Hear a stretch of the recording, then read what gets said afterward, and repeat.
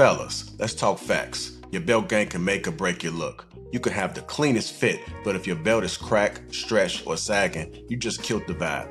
And believe me, women notice. First impressions matter. That's why I'm excited to partner with Anson Belt and Buckle. They completely reimagine how belts should work. No more holes. Anson uses a micro-adjustable track system that gives you the perfect fit every single time.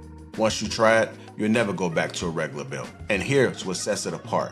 One box gives you 3 buckles and 3 straps. That's 9 different combos. More versatility, less clutter. You'll look sharp in every situation. Anson is family owned, backed by a lifetime guarantee. And because they're sponsoring this video, you'll get a free bonus buckle and a strap when you click the link below or scan the QR code. Don't wait. Upgrade your belt game today.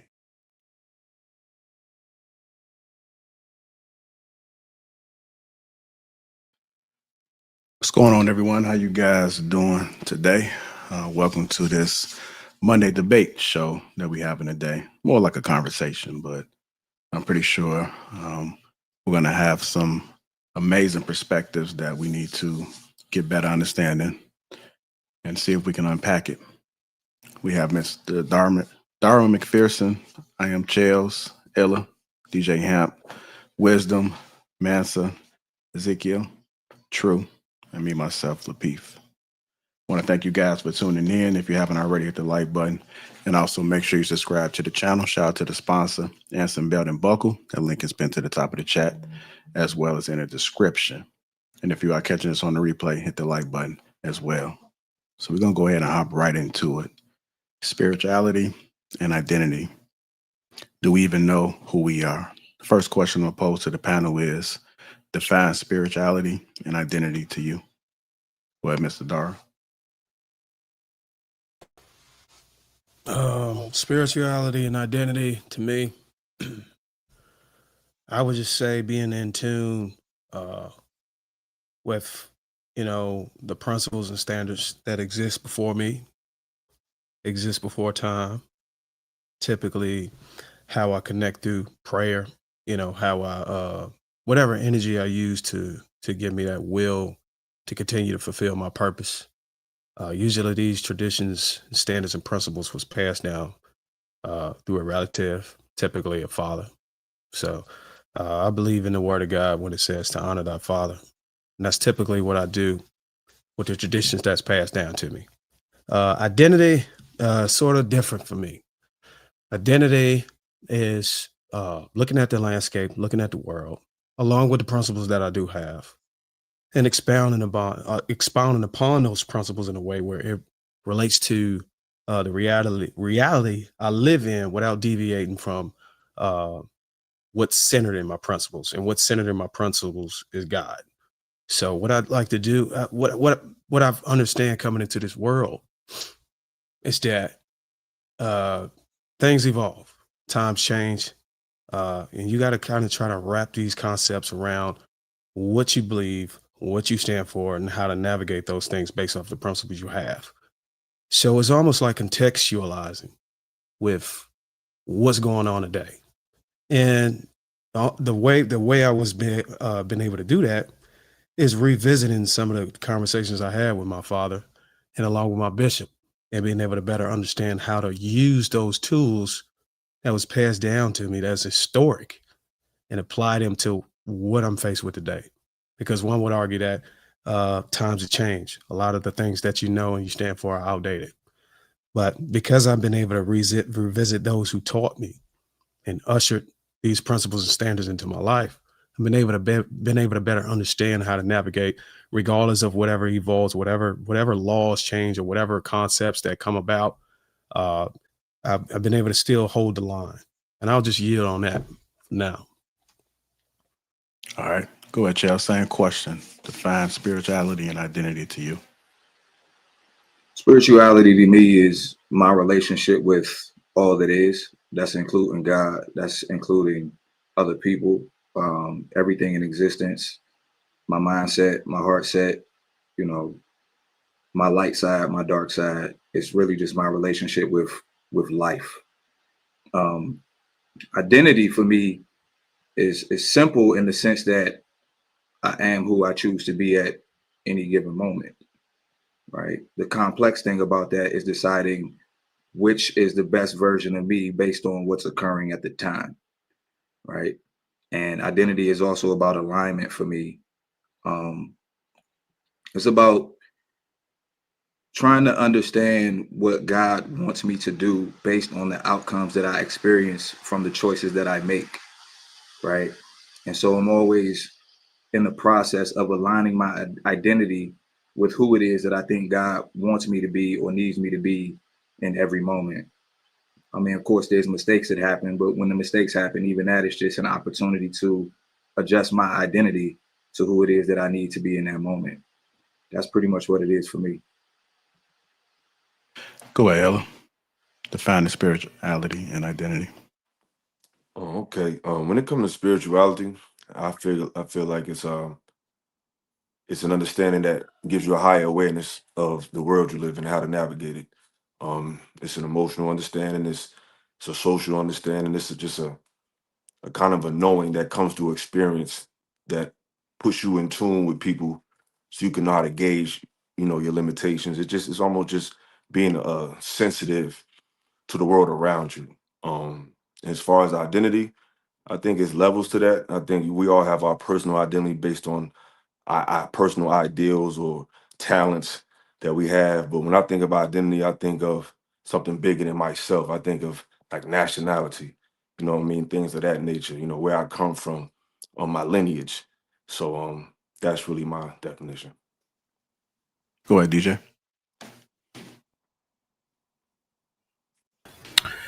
Yeah, we give all praise, honor, and glory to Yahweh, and we do so by way of His Son, by Hashem Hamashiach Yahweh Shai. You guys may know him as Jesus Christ. There's 18 nations in the Bible, so based on history, archaeology, and prophecy, we understand which one of those 18 nations we come from. We fear the Most High God, and we keep His commandments. That's the whole duty of man, pursuant to Ecclesiastes 12 and 13. And so you do those things. That's your nationality, and that's how you define your spirituality. More so by your works. Go ahead, Master. Spirituality to me is I'm Muslim. So to be Muslim means to submit to the will of the creator. So to me, spirituality is your connection and your natural self in relation to the creator and whatever, you know, that direction that he's given us to live by. So I believe that is the aspect of spirituality. And when it relates to identity, there's levels to identity. There's your personal identity, what you think about yourself, how you perceive yourself, how you project yourself. Then also who you are in relation to society. And in relation to society, you have your family, your tribe, your nation, your race. So identity is who you are to yourself and how you relate to the society and then perceived as such. So that's what spirituality and identity means to me. All right, go ahead, Wisdom. So I make a distinction between spirituality that's centered on the God of the Bible. I'm somebody who's a follower of Christ, and secular spirituality, because all of us have been seeing a lot of that, right? So spirituality, as it pertains to a person who is Christian, it is tied directly to identity. Okay, so I'll actually start with identity. Hey, what's up, Miss Lady O? How you doing, baby girl? It's good to see you. So identity is who you think you are. Who you think you are the ideas that make up your self-concept. So I use the Bible to define who it is that I am, because the Bible gives a definition of what a man is, what God has created. We are made in the image of God, which means we have a divine responsibility and capacity to reflect His image on earth. Okay, this is a reflection of His character. We are living temples for the Holy Spirit, and that's what's going to take us into spirituality. And then also we have a divine responsibility to steward the planet. So the first thing that God does after he makes the planet and makes mankind is he gives us the whole thing, gives us all of it, right, to take care of. And so the Christian, the biblical explanation for your identity is that you are made in the image of God, that you are a living temple for the Holy Spirit, and that you are given authority over the entire planet, and responsibility for it as well.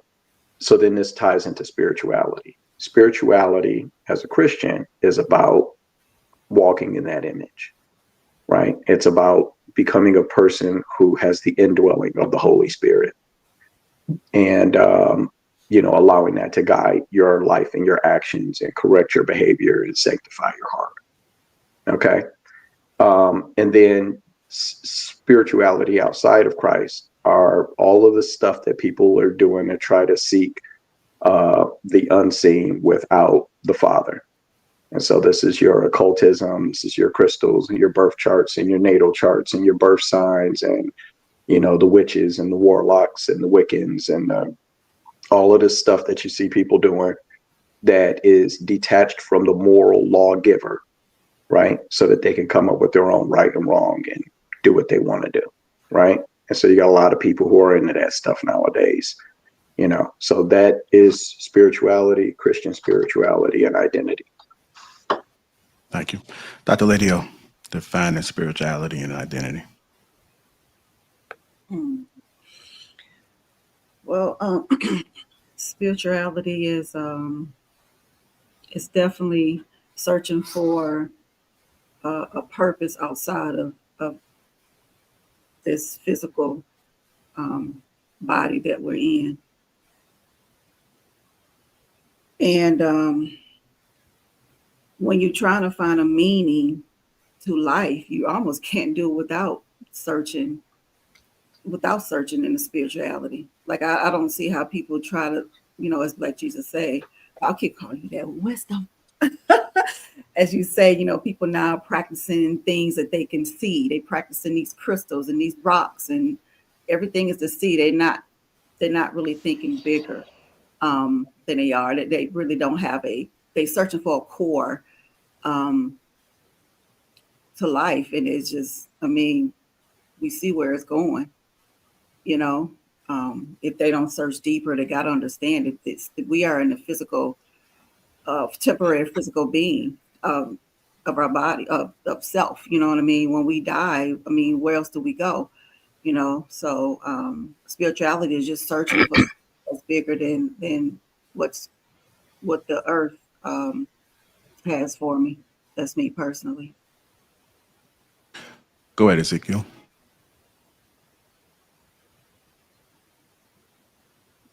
Ezekiel, sorry. Oh, there you go. Mic check. Can you hear me? Yes, sir. Okay. It's real simple. The spirit will not contradict the word. The word will not contradict the spirit, right? It moves in one unison. And the Most High, He's a spirit. We worship Him in spirit and in truth, right? And we also get our identity from the Most High. Like He told Jacob, He's no longer going to call him Jacob. He's going to call him Israel. And we come from that lineage. So we get everything from the Most High. Easy. All right. Go ahead, True. You got some philosophical brothers and sisters up here. Got me going after all of this knowledge that you just laid down. So I'll try to interpret it. Spirituality and identity, I believe, is impact as well as replication. I believe that our spirit is our life source. So in human form is consciousness. Spirituality is perfect living with instruction, obviously, whatever you deem to subscribe to as your belief system and your governing is perfect living. And I believe it's our original design outside of our melanin and eyes and ears and stature. Humans are consciously coded spiritually. I believe we're designed for replication, as my brother Mansa said, which like-minded. Our identity, in my opinion, in this earth can be tied to a number of things: male, female, oldest, youngest. And then as you journey through life, you can attach to other identity forms, execution of jobs, careers, things of that nature. Well, that's what I believe. All right. I'm going to open it up to the panel. So feel free to answer this question. We'll have to go in order, and everybody don't have to answer. But if your faith disappeared tomorrow, who would you be? Jr., when you say disappear, like we don't remember it, we don't know it. Like, are we like Men in Black? When I say disappear, meaning that it's gone. So you may have known it, but it's just gone now. So Like, well, I guess I'm asking for clarity because you're saying like the Most High, we know it's been proven that He doesn't exist. no. So he would still exist, but your faith. I'm Go ahead, talking. Ill. If you got the answer, I'm just trying to clarify the No, question. I'm just it. No, I talking mean, shit. I can't say I have the answer. It just he asked a simple question. He just said, Yeah. without your faith, but the fact that you can't detach faith and the Most High was what I thought was funny because it's How did like you come y'all. to that determination, though? I'm just saying y'all act like that God and religion is synonymous. It can be, but one can't exist without the other. There can be a such thing as a Most High without a particular religion to follow, because the Most High is really inside of you. So if you really are in tune with yourself, that is being in tune with the Most High. You know what I'm saying? I think a lot of us act like as if like there's proven history that we had a certain decorum and a certain demeanor and a certain nature by nature that was what y'all would consider Christ-like prior to any belief.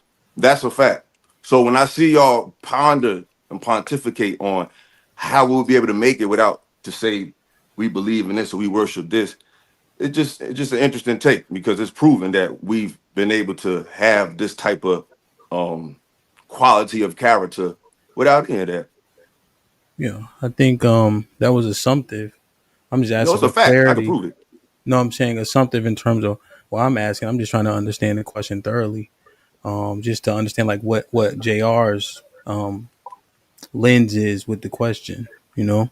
Um, so if he's saying faith, I'm asking what does the hypothetical look like? Is everything erased from you, etc. Right? We also know what you're saying not to be true because we Yeah, I know that disagree the with Most you as High well. existed from the beginning, right? So even there, we would disagree. What's not true? The Most High existed from the beginning. Who When said he we, didn't know? You're well, that's what defining I the heard. Most So High this, as religion. I didn't say that the Most High didn't nobody said exist. religion either, No, but I didn't say the Most High didn't exist either. but I didn't say religion either. So where But are we? you just said that I said the Most High didn't exist, and I never Well, said you that. said before all of this, right? Which no, listen slowly. What I'm Mm-hmm. saying is because you think God or or whatever you would consider the creator and religion are tied together No, and I they are don't. one. They're not, or belief But system. I They're didn't say not. that. So listen, bro. What I'm I saying don't is have to listen, Illa, because I didn't say that. no. You did, bro. You just No, said I didn't. okay. I could have sworn you just said without what you don't believe in them. You think Okay. we had something without the Most High. I never said that. I'm Okay. saying that the I said Most High without was And religion. the hold on, beginning, y'all. Hold on. right? Hold on. Oh, Like my if, bad. Okay, you just said that. Just if you trying to guys are clarify. misquoted or they said something wrong, just get on the back end. Just wait till they finish, just so we can make sure we hear them out. Go ahead, Hemp. Yeah, no, I'm saying you keep saying religion, right? You keep inserting that. So I'm asking question for clarity. It seemed like you already understood the question. I said, Illa, maybe you can edify me by answering the question first, right? Instead, you're trying to understand my understanding and then us being assumptive about what I'm even trying to understand. I'm asking clarity from the brother who asked the initial question, right? That's all I'm saying. Well, let me see if I can Well, input let me something. answer real quick, right? Just based on my limited understanding of the question, that's because that's just where I'm at with it because I didn't get all the information. If everything was removed, JR, right? And I have knowledge of the truth, and let's say it's disproven based on the tenets in the Bible, which is not a religious book, right? You would still live by those tenets because they keep you right, right? I still wouldn't eat pork, shrimp, crab, and lobster because I understand those things are bottom feeders, right? You know what I'm saying? Me pursuant to Timothy 2, I know that for me, based on the people I'm in charge of and lead, it makes sense for me to have one wife, right? And be respected by the men around me and etc. So based on the tenets I already know and understand, I would still live by those tenets because it's been getting me further faster, you know? So that's what I would say. All right, go ahead, Dara. Yeah, so just to try to answer it in short, it is pretty loaded, but it's cool. So I look at myself as a man of faith, comprised of divine order, so to speak. So I would say that if I lost faith, if a man without divine order has no structure guiding his choices, uh, without principles rooted in something higher than myself, I believe my standards will collapse the moment that I get tested or something. So because going through life, I go through a lot of tests. I've been going through a lot of tests all my life, and it's some of it's good tests, most of it's bad tests. And because I have faith in the principles, the divine order that I stand for, I'm able to navigate or overcome those challenges that I face within those tests. So I would say if faith was gone tomorrow, then God forbid all of the tests I would fail. So I mean, everybody know who LeBron James is, right? Think of him. Look back at the 2007 Cavs. This man didn't have a squad. I mean, his squad was some trash. But because he had faith and he believed in all of the hard work he put in, all of the things he stand for, all of the people that was counting on him, he didn't give up. He kept pushing through, and it touches your spirit. When your body start to fail on you, whenever you start to get exhausted, and those injuries that you've been hiding from the report that will keep you out of the game, uh, start to dawn in on how you perform or how you compete. It's your spirit within that keeps you in the game, keeps you locked in. So you just try to use that comparison on things that you're relatable to you. I play basketball, so that's the reason why I use that, and I'll yield. So you said, what would life be without faith for somebody like me? So faith is to place your trust in somebody or something. So if I were to no longer place my trust in God, seems to be your question. Is that correct, sir? If faith was gone today, Okay. who would you So be? I no longer place my faith in God. Then I would be a foolish person, right? Because you said there still is a God, but I just don't place any faith in him. So my understanding of the structure of reality is that creation itself is based on the character of the being that created it. People call this karma, right? If you do good, good happens to you. If you do bad, bad happens to you, right? But what is that good and bad based on? It's based on the character of the creator. So if I lost faith, meaning I no longer put my trust in the goodness of the creator, I no longer put my trust in the precepts that explain what good and what bad is based on his morality, then this would disconnect my choices from the outcomes that they're creating. And in the Bible, you have this book called Proverbs. And in the book of Proverbs, it goes through a lot of trouble to try to explain to people that your actions are tied to certain consequences and outcomes. And so if you are the type of person that doesn't recognize this, places no faith in that the things that you do either bring you into harmony and alignment with God, meaning being an image bearer, versus taking you out of harmony, which is being a foolish person, a person that can't see how the things that they're doing are creating the consequences and problems in their lives, then that's what a person who lacks faith is. They don't place their trust in the creator. And so because of that, they don't understand the creation and they live a life of foolishness. That's what I think would happen to me if you were to remove my faith in my understanding of God and my relationship with God. Go Hope ahead, that's Jim. correct.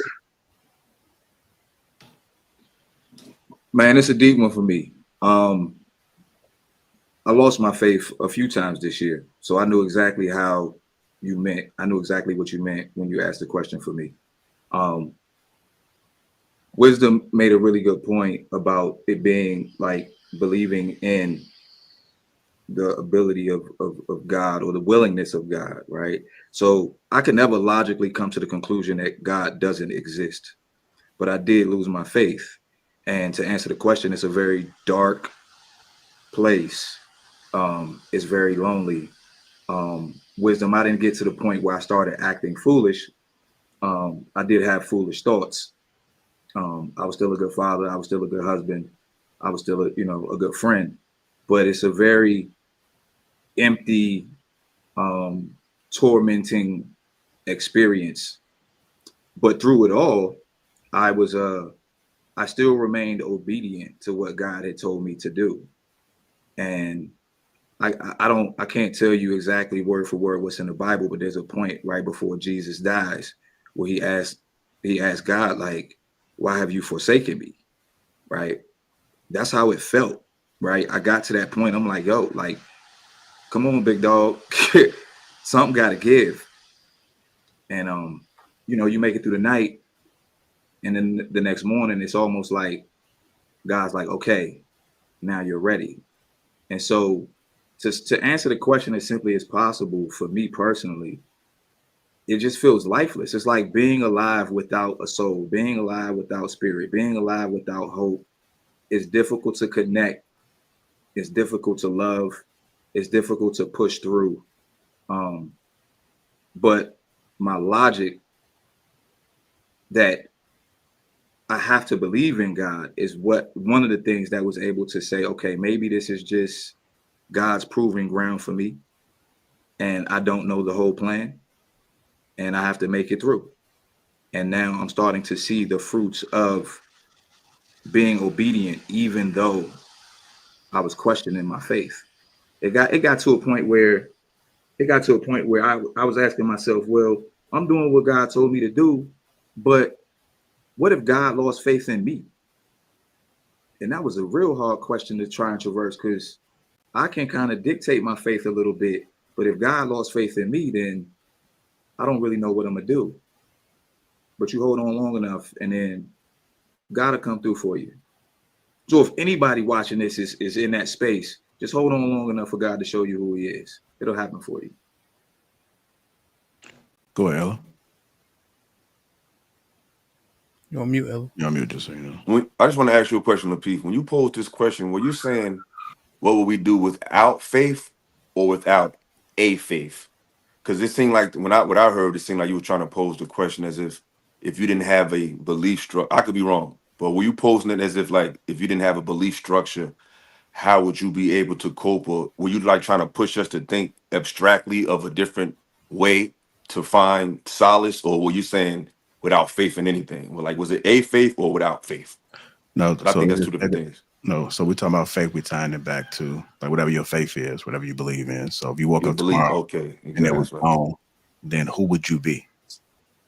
I'd like to answer that. I'd like to posit my thoughts on that. So based on what the definition of faith is, not necessarily my personal interpretation, but just what faith is based on a belief system or belief in something, someone, or something. And I think that there were times when I didn't have a particular faith or belief system. But what I do understand is the universe and truth and universal truth in general is observable. And to me, if I didn't have my faith as a Muslim currently, I would still be able to see the things that led me to faith, because the observable universe and universal truth would be able to be spotted from a sociological level, from a personal level. Even if I was someone who didn't have a particular faith and I'm just going off of science, facts, and information, quantum physics, the development of that over the last few decades have confirmed a lot of what the tenets that religion teaches. You know what I mean? We create our reality. Our thoughts and our words create our reactions. I mean, our reality. Even in the Bible, it speaks about as a man thinketh, so is he.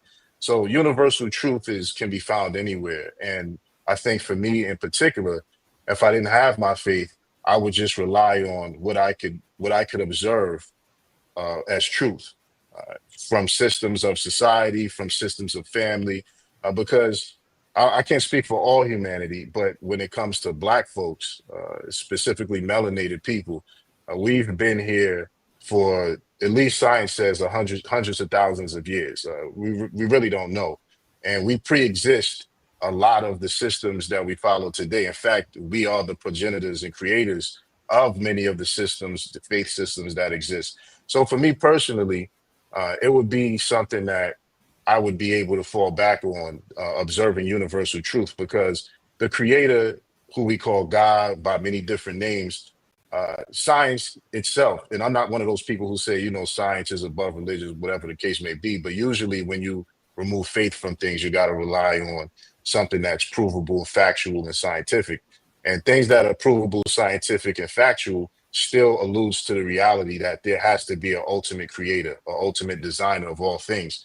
And to live righteously, I would just have to look at the nature, the various, when you observe nature, when you observe animals, when you observe how things happen, how things are created, how things are done, you can still find a guiding system that the creator has set in that instance. So for me, that's what it would be like if I didn't have a faith. Can I ask him a question in these 10 seconds? Yeah, you can. So is this more like it would stop and you would have to base everything off of your memory, or you would just have to adapt or just forget everything that you had before? Because it sounds like y'all are saying that whenever you say it's gone tomorrow, yesterday never existed, or whatever you learned previously up until that point never existed. And it's probably been a question that DJ Hemp probably tried to aim towards before he answered, but it just makes me think that is that even like possible for that to happen? You're asking me the question or someone else? Yeah. I mean, I like to ask the person who just got hot off the mic. So, okay. For me personally, I've actually told you with that question before. When I was coming to I actually grew up Pentecostal. So for me, I went through a phase, an entire journey myself of truth seeking. And so I asked myself those questions many times, and I was forced to look at reality. So if I went off of me not knowing anything and forgetting everything, and I'm just saying, okay, air, water, dirt, people, things are real. These are the things that's real and observable. Then I would just, observe and learn from there, and try to gain understanding of reality based on that. And so for me, that creates an observable way to identify how you're supposed to live. And actually, that actually led me back to, systems of faith, in this particular instance, Islam. So yeah, that's what it would be like for me. so it was or what it was overlap. for me. It was an overlapping experience. It wasn't like, okay, everything previous was gone. It was more like, okay, I'm going to combine this. Okay, go ahead. For me particularly, I said, after I came to certain conclusions about certain things in society, religion, I said to myself, okay, let me forget everything that I learned for the past 20 years. That's when I went on my particular journey. And let me just forget it all. Let me just assume that it's all a lie and start from there. And, research has led me, research and observing humanity, reality, society, learning science, learning things, learning about things that is and isn't, researching what other people said about things, digging in history. It led me back to, a certain space of understanding. Yeah, I got it. But I think the best word, and this is just my observation. You don't gotta accept it. You say, "Let me forget." Is it safer? Or is it better to say that you just ignored it? Because we can ignore things and move on to something else, be introduced to different ideas, different concepts, and different understanding. But we can still remember the shit that we was brought up on, or we was raised in, or we used to champion and subscribe to. We can remember it. So if we ever have a conversation about where we came from or how we transform, we are always able to articulate who we used to be and the things that we used to stand for. So it's more, that's why I said it's probably more overlapping. It's just not like, sort of like what DJ Hamp said, somebody holding up a pen and everything's gone. Well, I personally was just trying to answer it as succinctly as possible based on how the question was posed, based on, and I think it was some wisdom in the way he framed it without putting a perspective on it, by just saying that if faith was gone, how would you react? And I think our reaction to that is just up to how we respond. So whether it was me forgetting, ignoring, whatever the capacity is, I erased what I understood, not necessarily what I know, but what I understood to be, and began to research and, study and find out things for myself from that point. So And that's just as best as I can answer it based on the way the question was yeah, asked. so I was godless 5 years ago, right? So I was a person without faith, right? I put faith in myself. I came up with ideas of my own about how I should lead my life. I came up with my own truths. I created my own moral code. The moral code I had was that the best thing you can do with your life is work to improve yourself. And what you should do with that is try to use it to help other people. That was the core idea of what I had come up with on my own. And what I did with that was, I still mentor people. I help people. I did well at work. I've worked in corporate America for the last, 20 years. I've done really well for myself. But I justified the things that I wanted to do, especially things that satisfied me, pertain to women, things of that nature, right? And I came up with really, really great systems of justification. Like I could sit down and have an argument with anybody about why I should be allowed to do whatever I was doing that I enjoy doing. And I think that's what we end up doing when you remove faith. I think ultimately, we all have a capacity, an endless capacity and inclination to satisfy ourselves, even at the cost of our future self and even at the cost of other people. And our capacity to justify that, right? To come up with a system or reason or line of thinking that makes what we do okay is what we do when there is no faith, no thing you put trust in that is above yourself. And that's what Genesis 3 is all about, right? The appeal of the fruit is in that it's going to taste so delicious. It's going to be the best fruit you ever put to your mouth, is that you will be like God and make up right and wrong for yourself. You will know good and evil. You will be like God. And that's what it is. That's what Genesis 3 is about. Genesis 3 is not about fruit. The fall from grace is not about fruit. It's about rejecting how God defines the world and coming up with your own definition. Because what we do is we come up with a way to justify what we want to do. And that's what I was doing. And then I found God.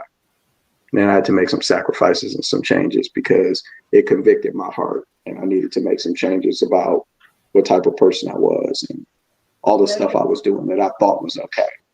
You know what I mean? So that's what I think we do when we're faithless. All right. Can somebody define real faith for me real quickly? Real faith.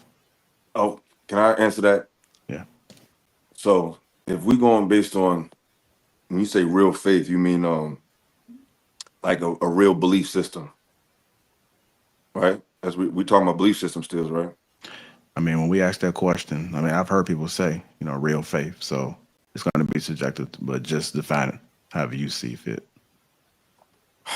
I mean, I'm gonna just speak from a religious perspective because we have a lot of people on the panel that has a religion.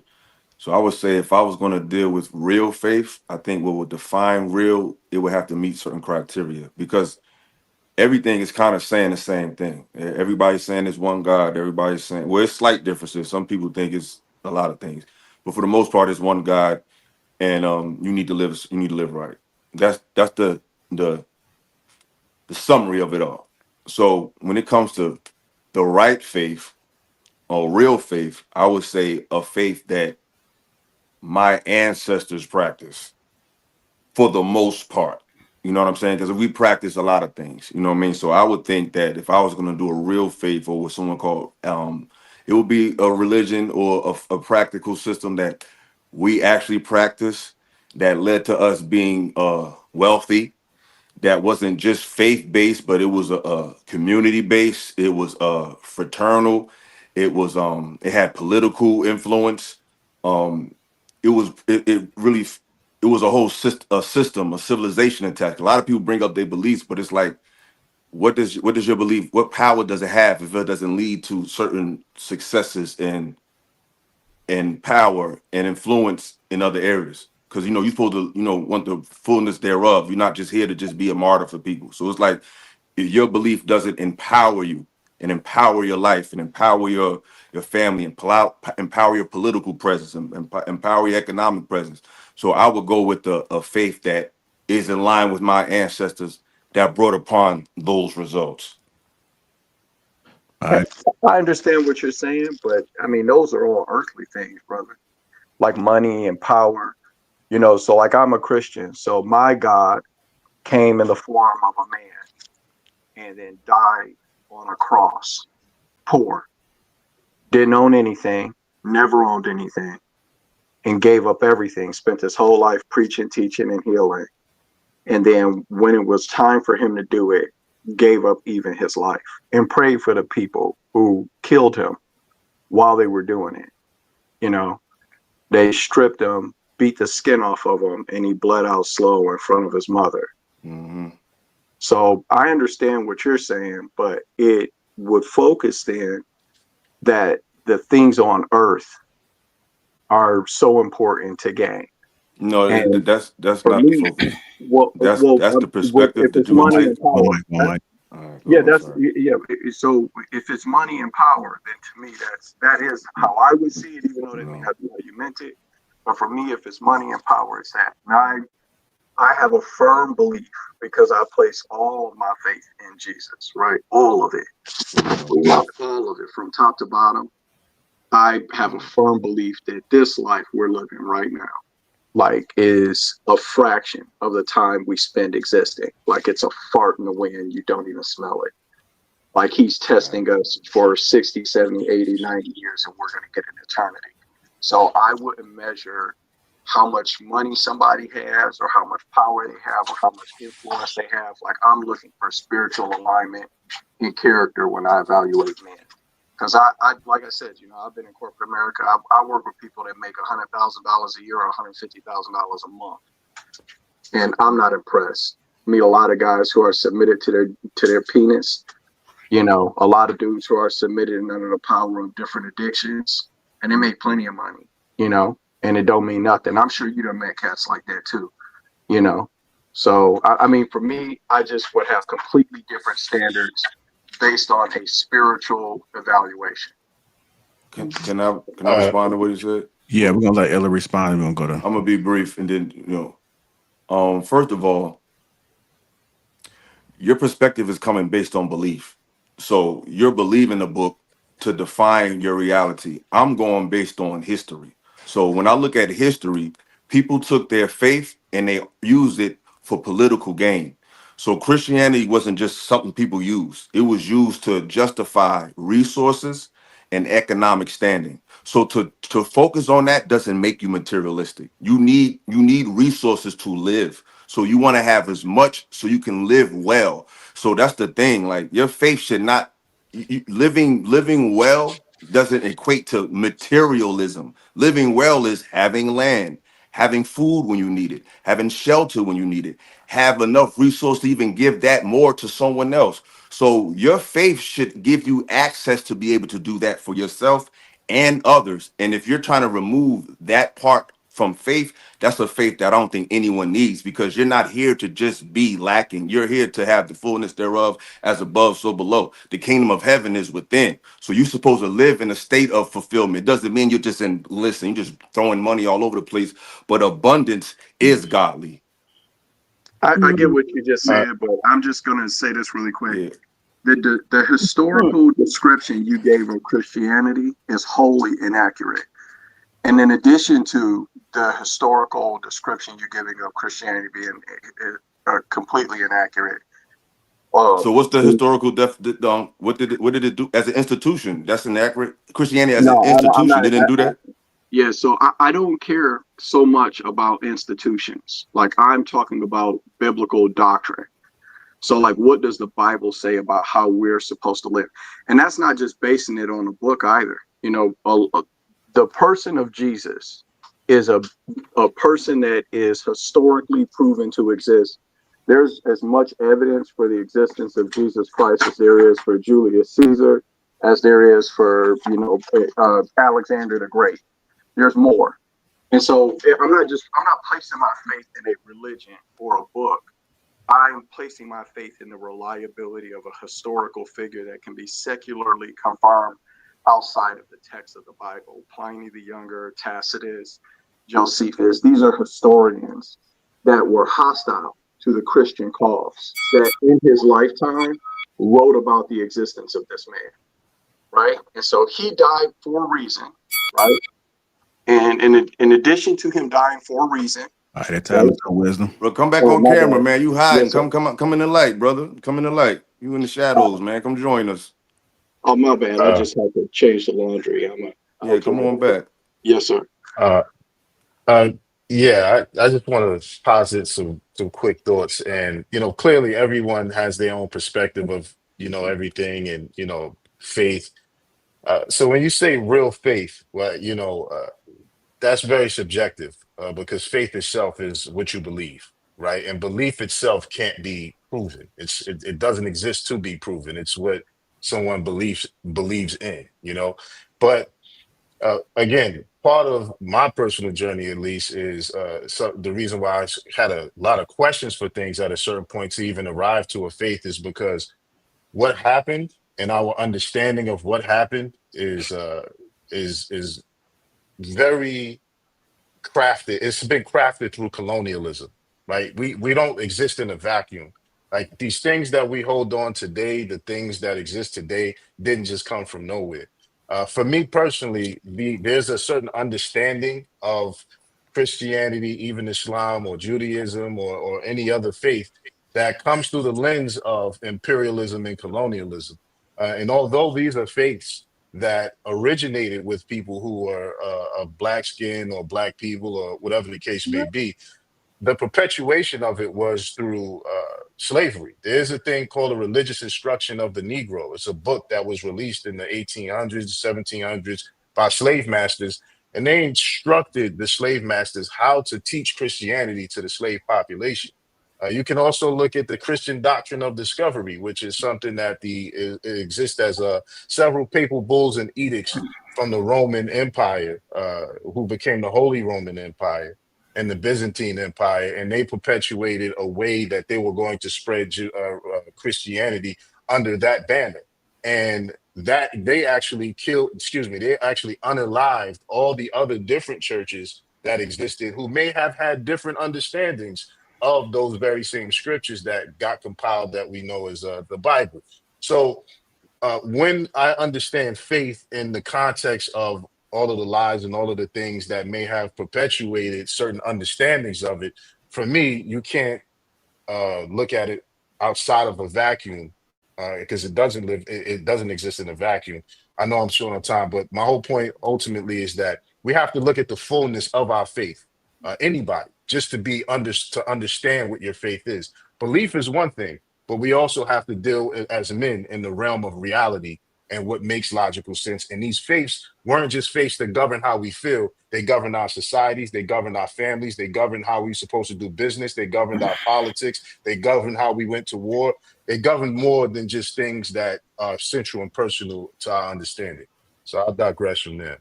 Okay, before I go to True, Ezekiel, I'm not sure if you're checking the back chat, but I'm just taking some cues of people that want to speak. So I know you haven't spoken hardly at all. I don't know if you want to get in or not. Oh, the reason why I didn't have any input because my response would have been completely short. Because you said the question was, what would I do if I lost my faith or if my faith just disappeared? That was the question, right? No, I just asked what was real faith to So you. what's real faith? The question I posed to the panel. Oh, the definition of faith. Once you believe something to know that it's true, that's true faith. To know that it's true, that's faith. That's it. All right. Yeah, just check the back check, y'all, because I am queuing folks up. Go ahead, True. and then we'll go to Chels. I'll go out the chairs because I haven't answered yet. I'll answer the question like this. I think true faith is a combination of one's formed belief, but through action, you'll see where their belief lies. Faith is definitely measurable, in my firm belief. And then I would like to have a brief conversation with Illa, not to attack him at all, but what I noticed that he likes to do is he likes to take historical texts and utilize that as a point of launching his perspective, but then dismiss any type of maybe religious text. And that I find that very conflicting, because you can't take one structure of data where men wrote books and sourced history, while that same practice was given in the religious delivery of one's belief and so on and so forth. And I find it interesting that you give more credence to historical texts where they are literally the same thing. If does that But make it's sense? not literally the same thing. And that's funny though, because it ain't even about me. It's about the topic. But hey, you want to talk to me? We could talk. But I deal with history because that's the logical place to start as a grown ass man in the world. If I'm going to figure out where I come from, I'm not going to start with belief, because belief, you can literally believe anything. So faith is good. It's a good motivating factor to give you firm foundation in what is known. So I would not go straight to belief outside of what is known. That's just intellectually responsible. I'm not dismissing any beliefs because there's only one God. It ain't many. It's just many interpretations of it. But the interpretations are beyond belief. It's just that unfortunately, the Christian mind only understands spirituality through the lens of belief. Your spiritual system is tied to your economics. It's tied to your definition of family. It's tied to your definition of relationship. It's tied to your nutrition. And then it's tied to your economics. And it is a fraternal thing. If your faith is not taking you into those places, if it's just a matter of saying, well, I believe in this or I believe in that, it's powerless. So when I deal with history, history will take you to a faith. It's just funny that a lot of the people that don't read history, they always find themselves at the church. But people who read often find themselves Islamic or something else. But people who don't read always shake their finger at people that do. I'm not discounting the Bible. I'm just saying that that's not a history book, and that's not a place to start my understanding of myself, and that's just intellectually the correct thing to do. You can't take belief nowhere. When you go to certain places of conclusion, you have to deal with documented history that's provable. The Bible is not provable. The locations are provable, but all of the events are not provable. I would rather start my history with the previous events that took place prior to the paradigm that I live in, because the world that I live in is more of a product of that time than the Bible. That's just That intelligence. doesn't make sense. How Yeah. that doesn't make sense? Because at the end of the day, then that means you don't have faith that it existed. No, that means you are afraid of knowledge. I have faith. I have No, I'm faith not in the afraid truth. of knowledge, sweetheart. I No, know you have all to about be. knowledge. I have no. We all. You Let me have to That's be. approach the it. thing. But see, Let but me the thing is, you can't dispute what people's faith is. I'm You're not disputing it, but you tell can't me I'm dispute facts of wrong. history. Hold on, This first, faith is more disputable than history. What hold are y'all wait a talking minute. about? I have not talked at all. I have listened to All you. right, go ahead. Go ahead. You got it. I get 2 words and you keep cutting me You off. got it. You got it. That is my opinion on faith. Faith is faith. Faith is believing the unbelievable, the thing that's the far, the unimaginable. We don't know whether or not the Bible, if the things in the Bible existed or not. That's where faith come in at. How can you believe in the Bible? You don't believe in the events that happened. We don't know that. But that's where your faith is. That's where your faith. That's where your faith is at. If you have faith or you don't have faith. When we talk about money, that's fine. You believe you want to have faith in money, that's fine. That if you don't work, you don't eat. But my thing is, I believe in something that's far beyond our imagination. Because like I heard earlier, we got 40, 50, 60, 70 years to believe, or you're gonna mess around and find out the hard way. So I'd rather spend my life having faith that there's a God, than spending my life going back and forth as if it's not. I'm not faith that has nothing to do with money. Those are materialistic things. That has nothing to do with faith. And respectfully, what you're talking about has nothing to do with what I said. Why in the world are y'all equating a belief in history with the lack of believing in God? That's Well, mad ignorant that y'all are doing, and it's like mad hilarious because they are not synonymous. Just because I'm saying I'm learning from history Why are you to so right and everybody so wrong? I never well, said I was right. You act It's like just you the the fact only that one y'all right, have but a everybody, fear of everyone on the reading. Y'all, it's what like y'all faith is. y'all got this slave You can't call mentality. anybody ignorant because you sound I never ignorant. said you was ignorant. Y'all have the You just mentality is told very somebody, you ignorant. Like just you're told somebody attacking to me be because I read ignorant. history. Lady Sir, you O, Reading told history somebody means else they they're don't believe in ignorant. God.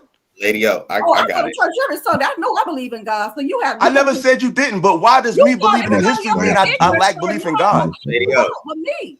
Lady But O, I why got does You studying are history so equate ignorant to of not faith. We believing in don't have God? to speak about what faith is. I, Could you answer this question for me, Miss? Why does studying history and letting that guide me to know my current It's surroundings? still How about does faith, but I'm just that's asking your you a opinion question. on it, I though. can't ask you a question. I'm asking you a question. well, How does I posed a how question. does appreciating history and looking at Hold on. We're gonna history let her answer to this question, then we get to you. all right, how does studying history to guide me on how to navigate the world we in, whether it be understanding spirituality, whether it be understanding economics, whether it be understanding politics, my relatability to people? Why is the study of history to help navigate that? How does the study of that equate to me not believing in God? I didn't say you didn't believe in God. That's what it said. But You that said everything you faith. just said was that. You said faith. You don't have to believe faith. Let me tell you something. Look, we don't know whether or not a God exists or not, but that's what faith come in at. So what are you But no talking one's about? questioning the existence of God. All We're right, so saying we're gonna go appreciate ahead and get True history. in there. Yeah, we're gonna go ahead and You're get True stuck in there. on God. We all believe in God, but That's I right. believe Go in ahead. history too. Go ahead, Now I Trey. appreciate this back and forth. The reason why I posed the question, and because Illa said it again, not an attack on him at all. I appreciate his contribution, but I find it interesting that you can take the position of historical fact and believing in that. That's me. This is me personally. It doesn't make sense to me from how you can say you weren't there to document, you weren't there to witness. So you're applying, if we're gonna use the F word, faith, to those historical things being true because you're building belief behind what is written and saying that this is how I choose to direct my life. This is how I choose to take in information. This is how I choose to compile what was written before my existence. And I'm saying, what is the difference? Because it's literally the same application. If one person, I said this the last time we talked about this, if a person starts in the realm of religion, if the introduction to knowledge of self or life starts there, there shouldn't be anything wrong with that. And I think you are saying that there should be more than just that, or there should be room for the other, where if you remove religion, does that sound about right?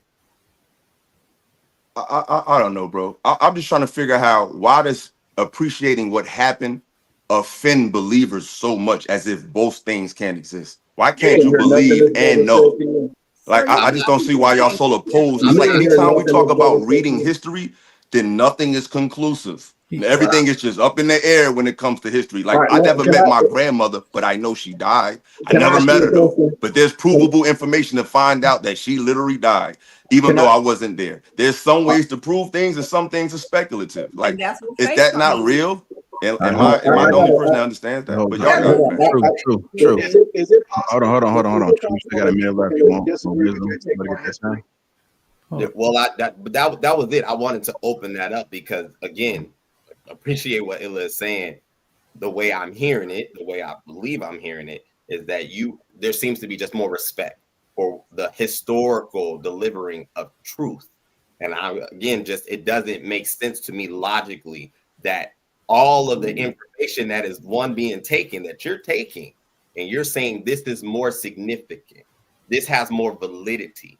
And I'm saying, okay, well, if we're going to say man wrote it, man wrote everything. Last I checked, everything is somehow, some way we touch, we impact, So I'll leave it there and pass All the right, mic. I'm gonna go ahead and go to. Got it. Hold on, I'm gonna go to Chels. Wisdom will come back to you because I know Chels is queued up. So I'm gonna put you in behind Darwin to go next to speak. Go ahead, Chels. Real quick, JR, can you repeat the question? I know it's about real faith. I think True opened up something, that whole dialogue. I was letting the conversation flow. All right. So, okay, it's cool. It's cool. So when you quantify faith and then you put the qualifier on it that it's real, right? It becomes subjective, right? Extremely subjective. So to me, real faith is the ability to remain obedient and consistently have a belief, even when everything that you're experiencing in the moment tells you that it's not there, it's not true, and it's not happening. And like I said, I can't tell you specific Bible quotes, but I could tell you that almost every story in the Bible is a story of real faith. Jesus suffered, Job suffered, Joseph suffered. All of these people suffered. And while they were suffering at their lowest point, they maintained their bearing, right? Because it's easy to have faith in something when it's blatantly obvious that it's occurring in the moment. It is extremely difficult to maintain faith when everything is going the opposite way. I've been there this year. I'm not speaking this shit to get clicks. I'm not saying it for nobody to clap. I'm telling you because I've been there. And the last time I spoke, that's what I said. Even though I felt like I was losing my faith, I told myself I will remain obedient to the Most High. So to me, that's real faith. When the chips are down and you can still say, I'm still rocking with you, even though everything that I'm going through is not what I want. That's my definition of real faith. No, that's the real thank you for that. You're gonna get this clap because that's exactly that was well said. Oh, now look here. Okay. I appreciate it. Go ahead, Darwin. All right. So the question you said was, I think it was, what is real faith, right? Yeah, it was real faith. I mean, that was just something I just wanted to I got some other questions. So, okay. I mean, I'll speak to this one then. Real faith, from my understanding, faith is the evidence of things not seen, meaning it's not blind faith. It's accepting the things that have come to pass and the things that will come to pass.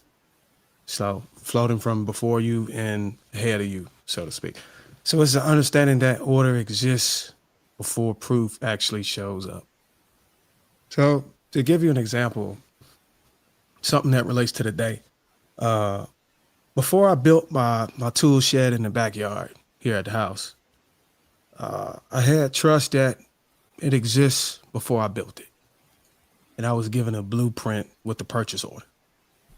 And that blueprint helped me embrace the faith that I could actually build what I envisioned before it even was right in front of me.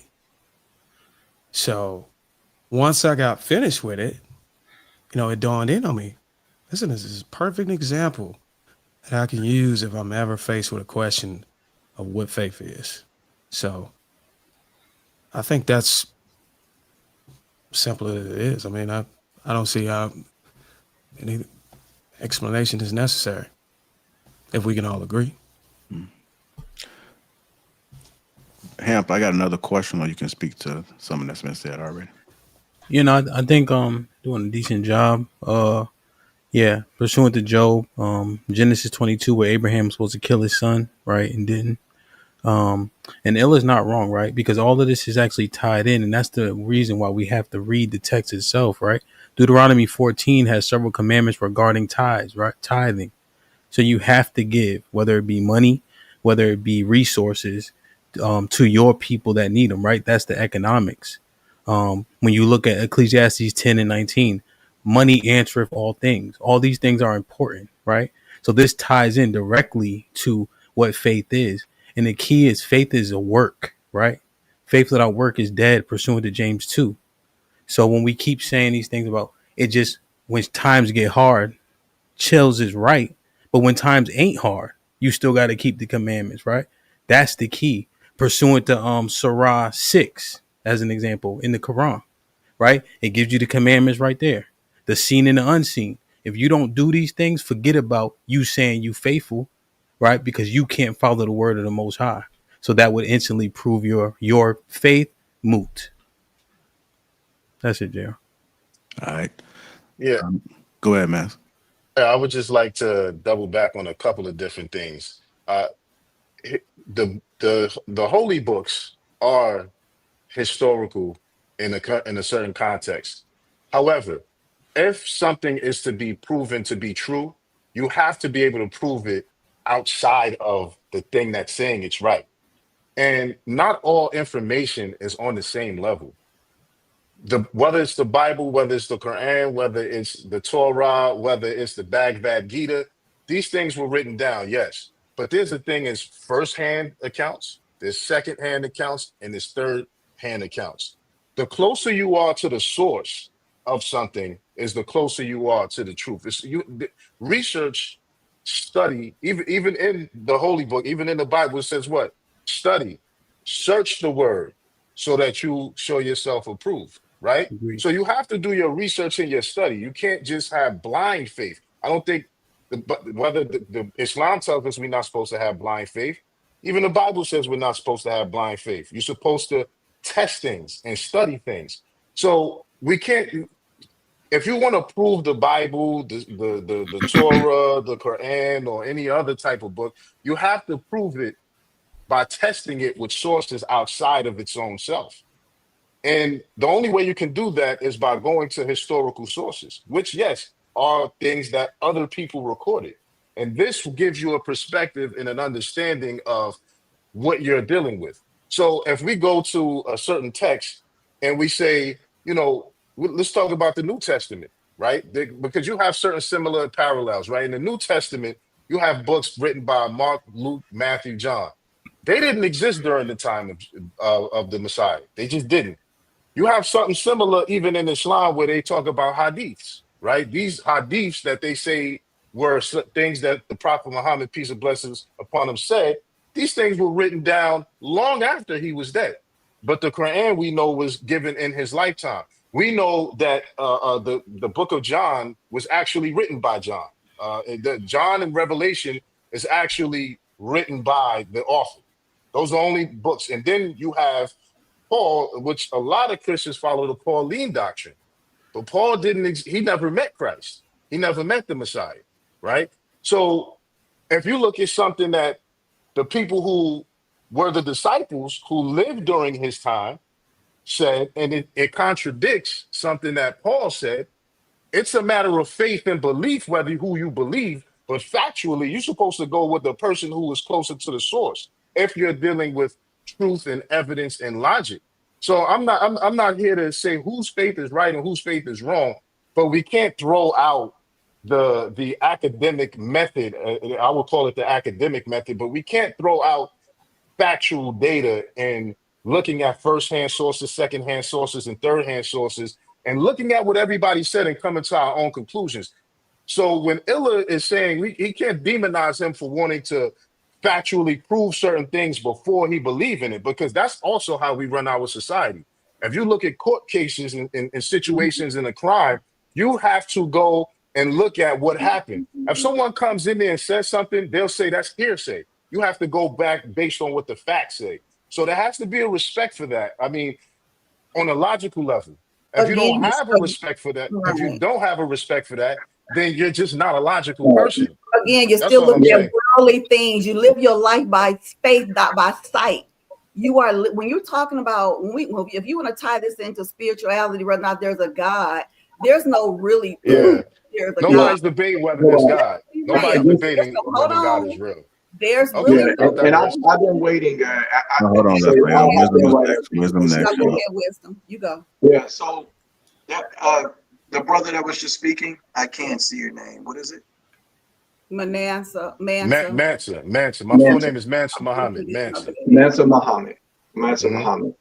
I'm Wisdom. It's nice to meet you. And then nice to the meet brother you. with the Bulls jersey on. I plan to just call me Illa. Illa. Very nice to meet you. Okay. All right. So with all due respect, okay.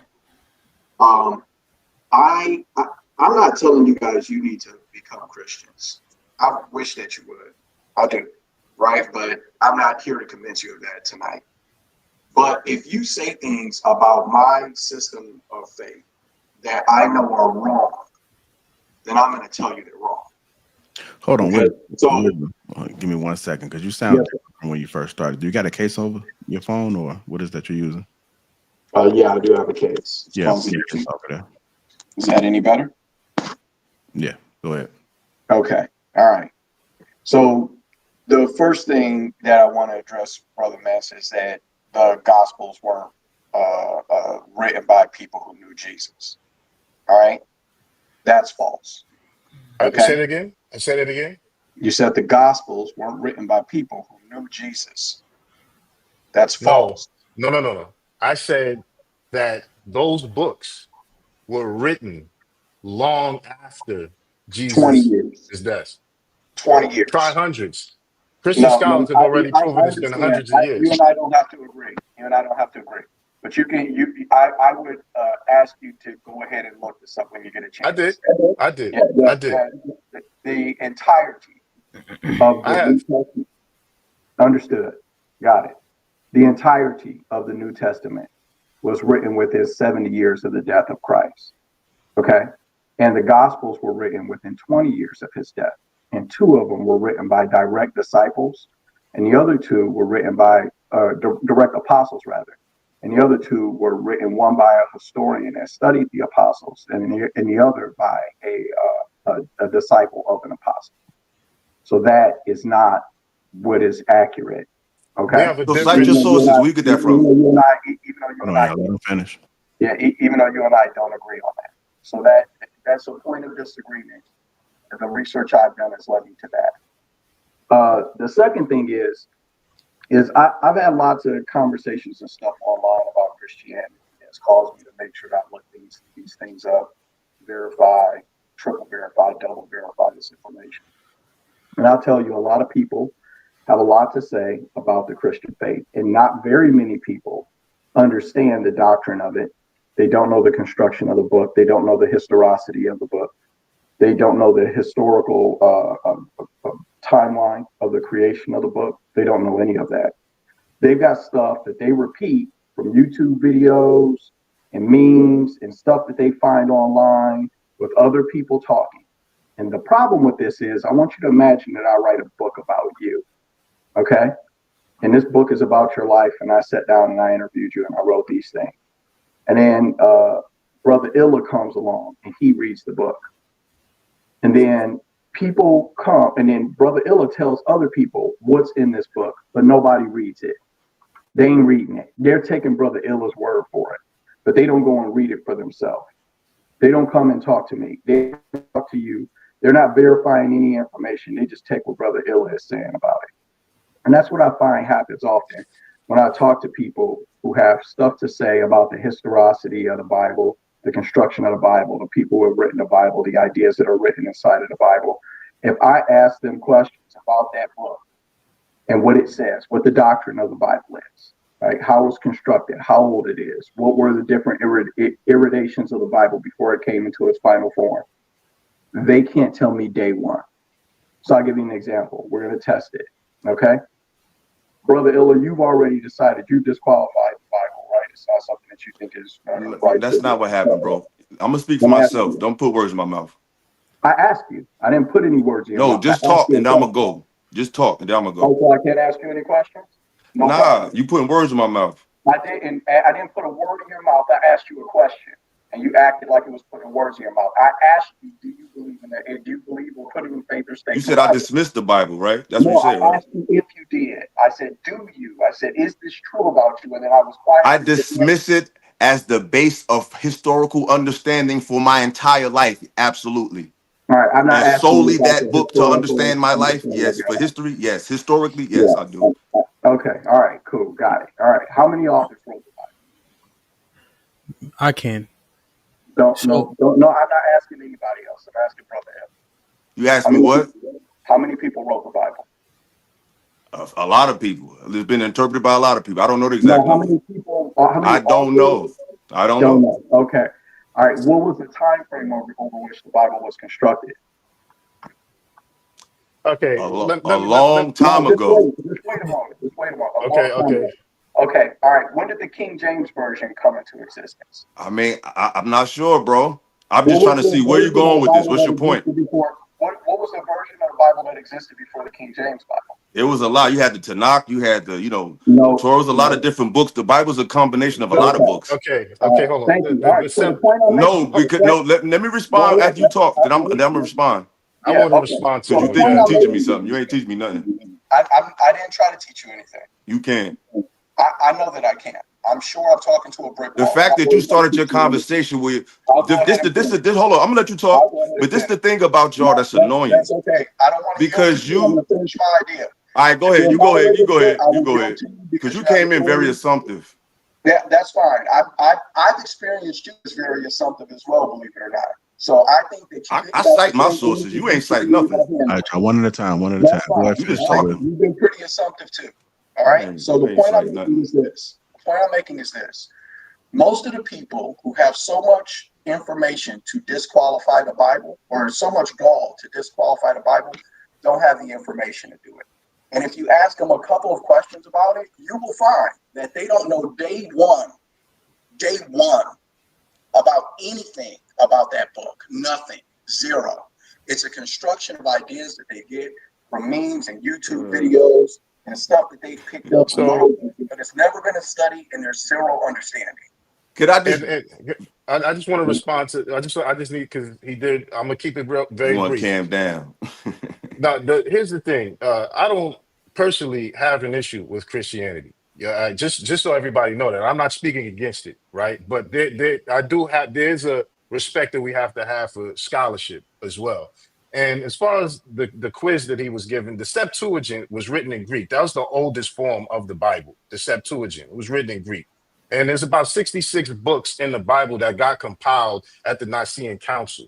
Okay. So the reality is, what I'm saying is, you can't discount scholarship and act like scholarship does not have a place to verify or confirm whether a faith is right or wrong. Because faith is belief. It's not dealing with facts. The brother Darwin said that he bought instructions. He had faith that he could build the shed out back based on his faith.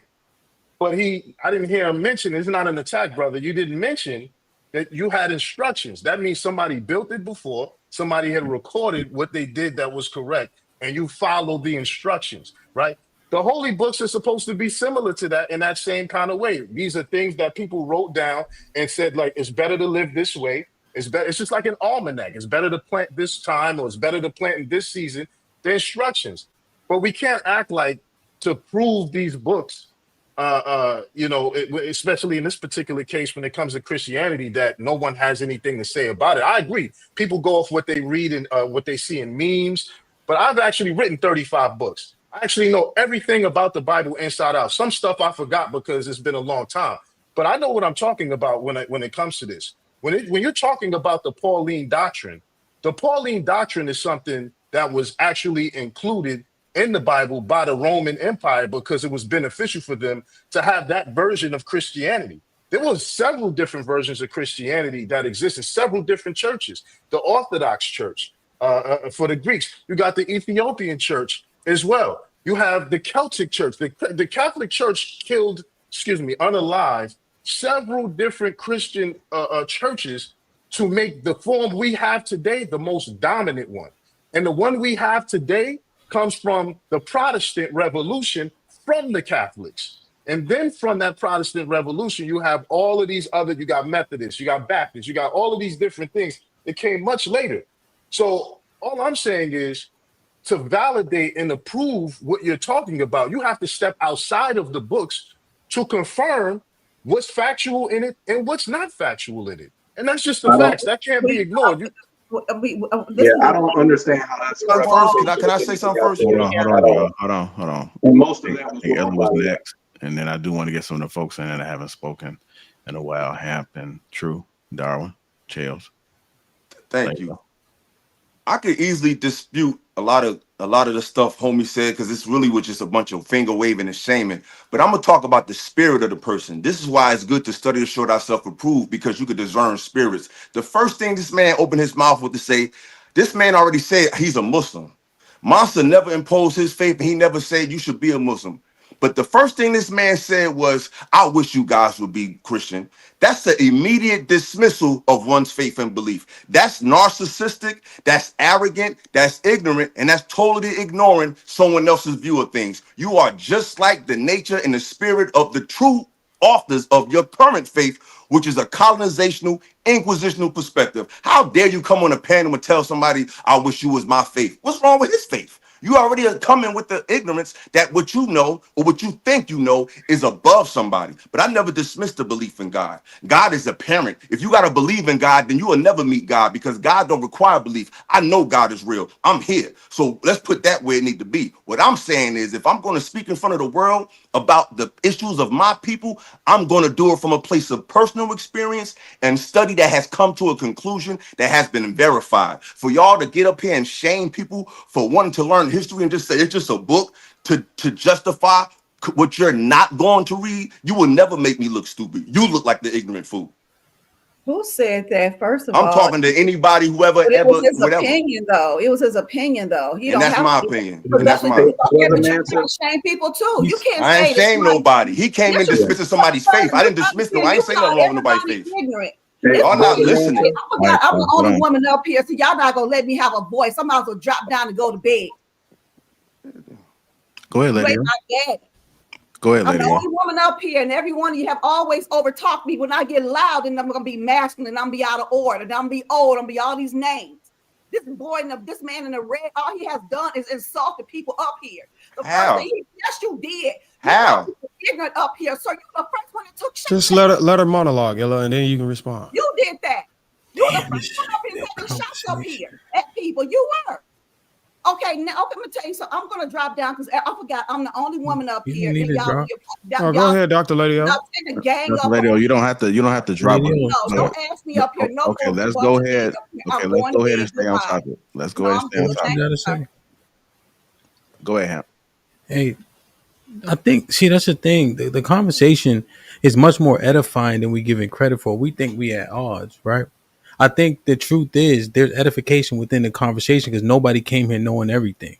Mansa is well studied, well read, and I think he'd be open to if I say simply, Mansa, John and Matthew were disciples, right?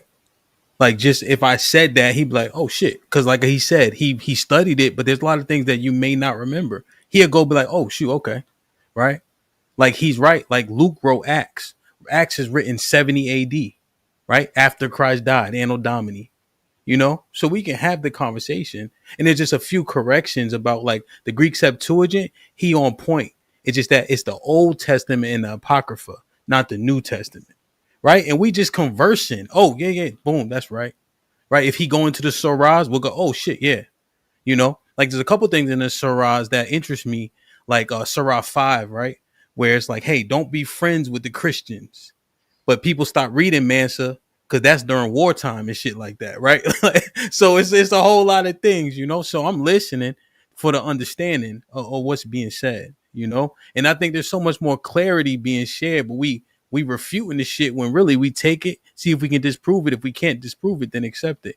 And Illa, I 100% agree, right? That's why the prophecy is proven by history, right? It's proven by what we see today, right? So as an example, we know Deuteronomy 28 and 68 when it talks about you will be sold unto your enemies as bondmen and bondwomen, and nobody will come save you. We understand the transatlantic slave trade. So the history definitely matters, right? We need the history to prove the things that happen, hence why we call it prophecy. So we're not even off. We just got to talk it through. Yeah, that Oh, that JR. I that, mean, that it's one thing to talk it through, bro. And I'm cool with what you're saying. But people, you come into a conversation dismissing someone's faith. I didn't dismiss anyone's faith. I brought up the instant when I speak of Christianity, Christians get so touchy because they don't think, they just believe, and they get mad at you when your faith is your understanding of life is not based in belief. I said the institution of Christianity. The institution of Christianity was inflicted politically and economically.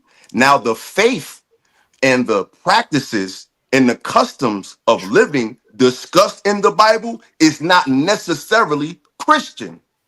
The word Christian was used as a word to institutionalize a train of thought and a political agenda. So instead of Christians saying, where did you get that from?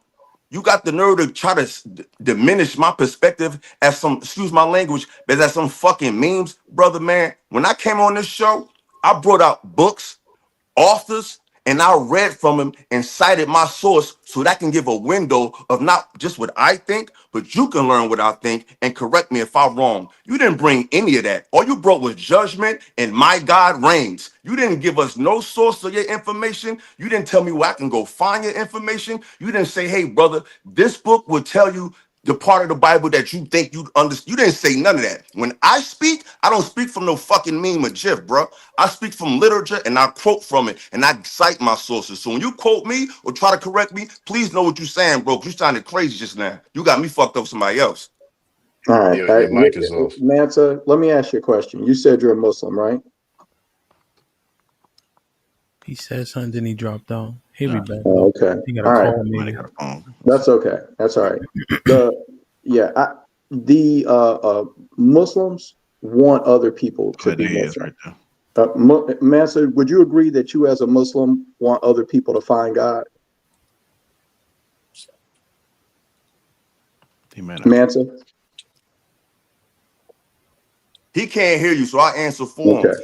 You're telling people Are what you a God, you're Muslim? defining how to find God, though. You're saying Are you a that finding Muslim? God the Christian way is the only way to find God. He Uh, did find God. He found it his way. I understand that, but each one of You our don't have a religions, monopoly on that. I understand that too. Each one of our systems of faith are exclusive. Did you know that? You said what? Each one of our systems of faith are exclusive. Did you know that? How? So Muslims, okay, they believe that God is one, and that if you believe God is more than one, okay, this is a shirk. It's one of the worst things you can possibly do. So believing that Jesus Christ is God on earth damns you to hell as a Muslim. They believe that their understanding of God is the way to find paradise. Now, Yeah, I know Chris, so that. that's exclusive. Hold on, let me finish the concept. That's exclusive, okay? And then Christians, they believe that Jesus Christ, okay, gave his life as a sacrifice, and that if you accept the sacrifice of that life that he gave, then that saves your soul and pays for all of your sin, so that you can be clean before God and enter the kingdom of heaven. That's why it says in John, or that's why it says in the Bible, that none come to the Father but through me. I am the way, the truth, and the life. So Christianity is exclusive. That's not about me being a colonizer. That's not about him being a colonizer. So just so you know, right? Christians believe that their way is the only way. Muslims believe that their way is the only way. Jews, I'm sorry, you know what? You said not to say That's that word. not Sorry, brother. true. Muslims used Oh, to help okay. Jews and Hey, hey, Christians hey, build hey, houses hey, of hey. worship. Oh, I know yeah, we he's ain't doing that talking J about that word, though. though. But this is We the ain't thing. talking What are about you whether or talking not about? We they've just helped said them to it. build churches. We're talking about their doctrine. Wait, And but their wisdom, doctrine just slow down. states that there's one way. That's it. So Just that slow down. whether they built a church or nothing, or built a house or a mosque, it's All right, we're irrelevant. just I'm gonna talking talk about about what you want doctrine. to talk about. I get But it. There but you but go. but wisdom, you saying things right, and I think you were leaning on what they do or don't know, right?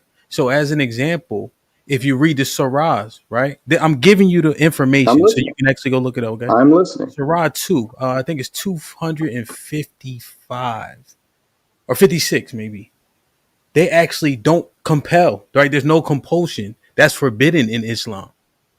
As an example, so it's just like I when didn't we make an just argument for compulsion. what you were saying, does he want people to do X, Y, and Z? Should they bring people? Compulsion is I'm just saying, but not you see, but I'm just saying that the concept can be conflated, as right? And not, it can but also but you know make there's a sense, difference. So don't you conflate know. them because you'll Now confuse this also, brother. this thing, You right? confused. No, Illa and I had a conversation previously, right? But like, and in wisdom, that's the what you just stated about Jesus being God on earth, right? Is You the disagree with Christian that. You're an Israelite, right? is the Christianity that he speaks about, right? Yeah. It's the dogma that he speaks about, right? But then when you look in the Bible, it's Who hard speaks to about? prove. It's hard to prove that. No, I am the way, the truth, and the light, and none come to the Father but through me. So I don't think it's hard to prove. You do. I understand you're not a Christian. You're a Hebrew Israelite, correct? But he said the Father in the verse you said. I got what you're saying. None come No, to the you said Father it. but through me. I know, but now we're arguing doctrine, and I'm not have. I'd love to have a I'm just conversation with you about understanding that doctrine. that's what he was I saying. would. I don't want that to dominate this panel, but I would absolutely love to have a conversation with you about doctrine. But what I'm saying to you is the exclusivity of Christianity isn't about colonization. Neither is the exclusivity of Islam about colonization. Okay, we got to be. So There we go. Go ahead, True. And don't make nobody Hold about no on, y'all. colonizer. Hold on, y'all. Hold on. We got to get True right now. Go ahead, True. No, I want. I'm gonna say this to Illa because I do really truly appreciate his perspective. What made me pose that question was the fact that I've heard people like him and others with the same spirit that will try to dispel biblical doctrine by saying something like it's man-made or it's man-written. So my logical mind is most things are. I think that just like Camp said, there is a conjunction that needs to take place. I believe that if you choose to learn oneself through whatever channel, whether that's Christianity, Muslim, or whichever belief system you journey through, in that practice, they teach the expansion of knowledge that you are supposed to seek to show yourself approved. You are supposed to educate, do things decently and in order, and gain knowledge, worldly knowledge as well as spiritual knowledge. So I believe that's what you're saying. I personally, like I said on the last show, it seems that you typically want to give energy to those who maybe covet that channel, and then try to back it by saying, I choose to believe historical fact, with saying like the things that one believes from a biblical perspective is not historical fact. And I think Mansa kind of concluded that same point. And I'm gonna say this last because not, go ahead, Monster. You got it. yeah. Pardon me. I had some issues I couldn't hear. Well, But let me get in there too. Okay, well, I'll go after you since you next. All right, so we still have 133 left on the clock, but go ahead, Darwin. I just reset it and then I'll just go ahead and rotate you back to Mass. All right, so people say they can't trust the Bible because, I mean, I hear this a lot. They say that because men wrote it, but everything God in human order was written by men. Laws, science, constitutions, all of that shit. The question is, who wrote it? I mean, the question is the spirit that dwelled in the person who wrote it, from my understanding. That's when you start hitting on truth. And if, let's just say, for example, corrupt men, because I hear that brought up a lot too. If corrupt men use scripture to, I think Illa used colonize. If corrupt men use scripture to colonize, it doesn't make the word corrupt. It exposes that those men who used it are corrupt. You know, the abuse of truth doesn't cancel truth. It confirms why truth is actually necessary. And logically, when any tool, source, or book is used to oppress people, the people who are oppressed usually turn on the tool as a trauma response. So rejecting a source that was most likely misused doesn't heal you. It just leaves you without guidance. And that causes you to repeat the same pattern under a new concept or a new name or a new structure or whatever you want to subscribe to. And these conversations among Black people, they actually shine a light on how disconnected we are. And for it to be men who are supposed to be the leaders of women who are currently out of order, it exposes that there is no order to come back to if they ever decide they want to be led again.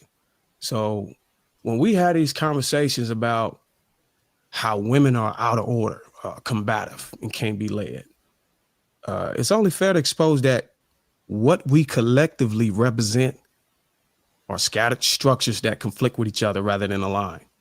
And it just further disorientates their discernment if they're trying to navigate the market and figure out who to come up under. And I hope that I get it. Y'all said this conversation is edifying. I just hope y'all can try to see it from that lens if possible. All right, let's go and get Chels. Let's get Chels and answer and say it in there. I just got a quick question, and it's a genuine question. Does the historical context or fact of a story negate the message? It can. Okay, enlighten me. It's like I say, it's a genuine question. I think part of the issue, and thanks for having me on, fellas. Part of the issue when we look at scripture, guys, obviously I think we're talking about the Hebrew scriptures and what Christians would call the New Testament and Old Testament, right? Is the scriptures speak in very different, there is some historical aspect, allegorical and metaphorical. And you have to understand the spirituality. The issue, and one of the reasons why I pulled out of Christianity is because of things not being true. If we're passing on things to be the truth, like the world was never flooded, it's impossible, right? The Noah's Ark story that's borrowed from Mesopotamia, things like that. We have to just understand that these things didn't really happen. They're borrowed from other civilizations, pyramid texts from Egypt, et cetera, et cetera. I think that some of the other brothers talked about before. So if we're trying to pass it on as a story, allegorical, something like the story of Job, I look at that as an allegory, not something that really happened. That's different than if we're trying to pass these stories on to our people as if they literally happen. I get that, I guess, and it could just be my approach to life, right? I can only live my life as me, right? So I could read a fable and extract the information from the fable and apply it to my life and do the thing that the Most High wants me to do, right? And so I'm not saying that there's no value in the conversation that we're having about whether it's historically accurate or not. But there's this really dope book called The Mystical Journey from Jesus to Christ, or something like that. Dr. Muada Ashby, I think. And it basically lays out how religion began. And pretty much all sacred texts are there for the people of that time and humans in the future to understand who it is that we are and how we're supposed to operate as humans within ourselves and with each other. So I do think there's value in finding out what's historically accurate and what's historically inaccurate. I think there's more value in finding out how these stories apply to us individually and us collectively so that we can decide what it is that we want to do moving forward. Go ahead, Marshall. Go ahead. Yeah, Oh, you go ahead. I'll wait. My bad. Yeah, I just want to address a couple of things. Now, the brother was talking about leading the women, right? And making sure we're at a place where we're together to lead the women. And I agree 100%. You know, if the sisters or women are looking at us in a way for leadership and we don't even have a foundational system to lead ourselves in, then yeah, we're going to be off hill at that point. However, I did some research on the show because, you know, I wanted to check a few things out, you know, just to make sure I'm familiar. And I do recall seeing the video, one of the shows with the brother Darwin was saying that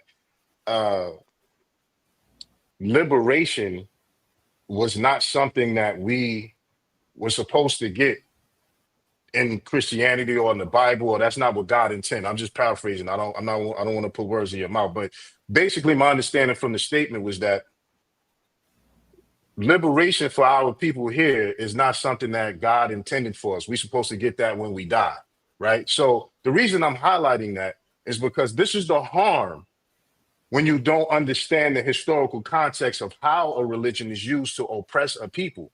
That specifically comes out of the religious instruction of the Negro.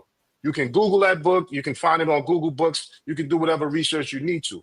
You have to understand it's not about getting the stories and the lessons out of the fables. We can read Greek mythology. We can read Indian mythology. We can read any mythology in the world and extract the lessons from it that we need to be better people. However, when we're saying this is who we are, right? If you move with a certain religion and faith, you have to understand that religion and faith is also being used to govern a society, because Christianity, as we know it, is a political tool. The only reason you have separation of church and state today is because of the Treaty of Westphalia from the 30 Years' War between the popes of Rome and the European kings and princes, because they did not want their society to be ruled and governed by the Catholic Church any longer. So they went to war for 30 years, and that's where they created secularism. And in that discussion, they decided to say, we're going to use the concept of grace, because we're supposed to be in a grace period where Christ is going to return at some point, correct? So we even believe that in Islam, that Christ is supposed to return at some point. You know, so whether that's true or not, the fact is that they used that to create a realm called secularism to allow people to sin and not be held to Christian law in their society. That's a political and economic tool. So anytime you say that liberation is not supposed to be something we should strive for, and that we'll get our freedom and our whatever in the hereafter, that was a specific system that was taught to the slaves. It's in the religious instruction of the Negro. If you read that book, you will come to understand that much of what our people today understand as Christianity is really just a slave interpretation, a slave master's interpretation of how we're supposed to understand it, because the slave master does not have the same understanding, or the people who use Christianity to rule do not have the same understanding of the Bible and Christianity that we do. And in my personal opinion, if there's anybody who's a true Christian, they would be Hebrew Israelites, because the reality is that when you say Christian, that wasn't even the word that was used. They called themselves believers. They didn't say they were Christians. They said they were believers. That's what they said. And who they believed in? They believed in the Creator, the one God. So my point is, we can't dismiss historical accuracy and political and legal and socio-economical systems from religion that has been used to oppress our people, and then say, hey, that's it, man. That's all. As long as I have my life right with God, nobody's questioning anybody's faith and their connection with God. Because in reality, us as a people, we've already been created and have that divine connection with the Creator. Because when God said he wanted to make man, he made the black man. That's just a fact. Even in Islam, it says that when God created Adam, he made him from black mud or black clay. So there's no question about our connection to God. The system and how we choose to serve God, the system in which we choose to organize ourselves, the system in which we choose to make laws and govern our families and how we do. That's what we have to debate about, the exactness of that, because that can lead us down a long, dark path when we start talking about we don't need liberation and we don't need abundance and we don't need the things that we're supposed to have in this life because we're going to get it in the next life, because that comes directly from the slave master's handbook. And I digress at that point. I'm gonna let Darwin, Checkmate. hold on, y'all. I'm gonna let Darwin respond. Yeah, slide me in when you get a chance, fellas. You can go right after me. I'm gonna be short. First of all, I never said that. I was mischaracterized, misunderstood on what I If that's meant. the case, I apologize if I misunderstood. But Bro, that's I why I got said I the didn't want no. to You put said words that in your shit. mouth. I just You want. said I that didn't want to shit. put words in your mouth. I'm just saying that's what I understood. put- I'm gonna Don't send put- you a video. You saying it don't- after the show. You said Don't it. put You words said in it. my mouth. You, Just like I got the clip, bro. I'm gonna send it to you after the show. You said that. Okay, we heard you say that, but just don't put words in my mouth. Just show me the same respect you want. Oh, I but can. you I'm did say here that. today. I can speak today. I can speak tomorrow. I can speak next week. I can speak next year. I'll play it on If the you TV, have a bro. question Let him for finish. me, Let him finish. I can answer the question. But I think the conversation was going on towards being able to get your just due or reparations or stuff. That's kind of where we headed down the wrong turn, where we had to end the live, or I think JR had to cut parts out of the live. Because at that point we were talking about taking back land and property and stuff, which was kind of forbidden on these platforms. And it was a matter of going to get your things, and whether the Bible promised you that, or whatever the Bible didn't promise, whether you would get it while you're living with air in your breath and blood in your veins. No, that's not nothing that I really chimed in on. I was just battling the fact that you have to go get it out on your own, so to speak. know what I'm saying? You can wait for it to be given to you, but you have enough energy, you have enough insight, you have enough structure, you have enough will to go accomplish the outcomes that you want. And I'm a walking proof of that. And I just stand on what I've been able to do, and I cultivate my responses around that. Yo, and I'll let you go, Wisdom. Can I just say this real quick? Maybe you said it, but respectfully, Bruce, you literally said, I don't think that God wanted us to be liberated. You don't think that liberation was something God wanted for us in this life. You think we should be I think we was talking about in regards That's what you said, bro. If the topic was on in regards of people being enslaved and chained, no, I never. That's not what I meant. Yeah, just accept this. What context should we not be liberated? Why would I say people who are just enslaved accept this clarification so we can move liberated, on? not be free. It doesn't even. You're right. You got it, bro. Right. Yeah. Go ahead, Wisdom. All right. So I hear a lot about the slave Bible. A lot about it. And the slave Bible I'm not talking about the slave Bible. I'm not talking about the slave Bible, me personally. I'm talking about a book specifically called The Religious Instruction of the Negro. That's what I'm talking about. I don't even know what that book is. It's a lot of books y'all know about. I don't read bullshit. Yeah. So I'll go ahead and finish. Right? Just let me know when I can. That's the spirit of the Christian. That's the spirit of the Christian, man. I'm so glad y'all displaying y'all ignorance. Yeah. I'm on the record saying I don't read bullshit. I'm on the record saying that is the spirit coming from me. Yeah, that's cool. I don't like to read. That's a dumbass spirit. I could say the shit you said is the spirit of homosexuality. What I say was homosexual? You did. What? I could say it though. What? Then say it. Because now you're talking some other shit. So say it. Well, I'm just saying you can't sit here and tell me. No, say it. No, say it, nigga. Well, say it. Saying. What I say? What I we say? Could throw shots. I quoted what you said. What did I say? No, I quoted what you said. What did I say? Say what I said. For the record. What did I say? For the record. Let every man on here have his own balls and speak from his own integrity.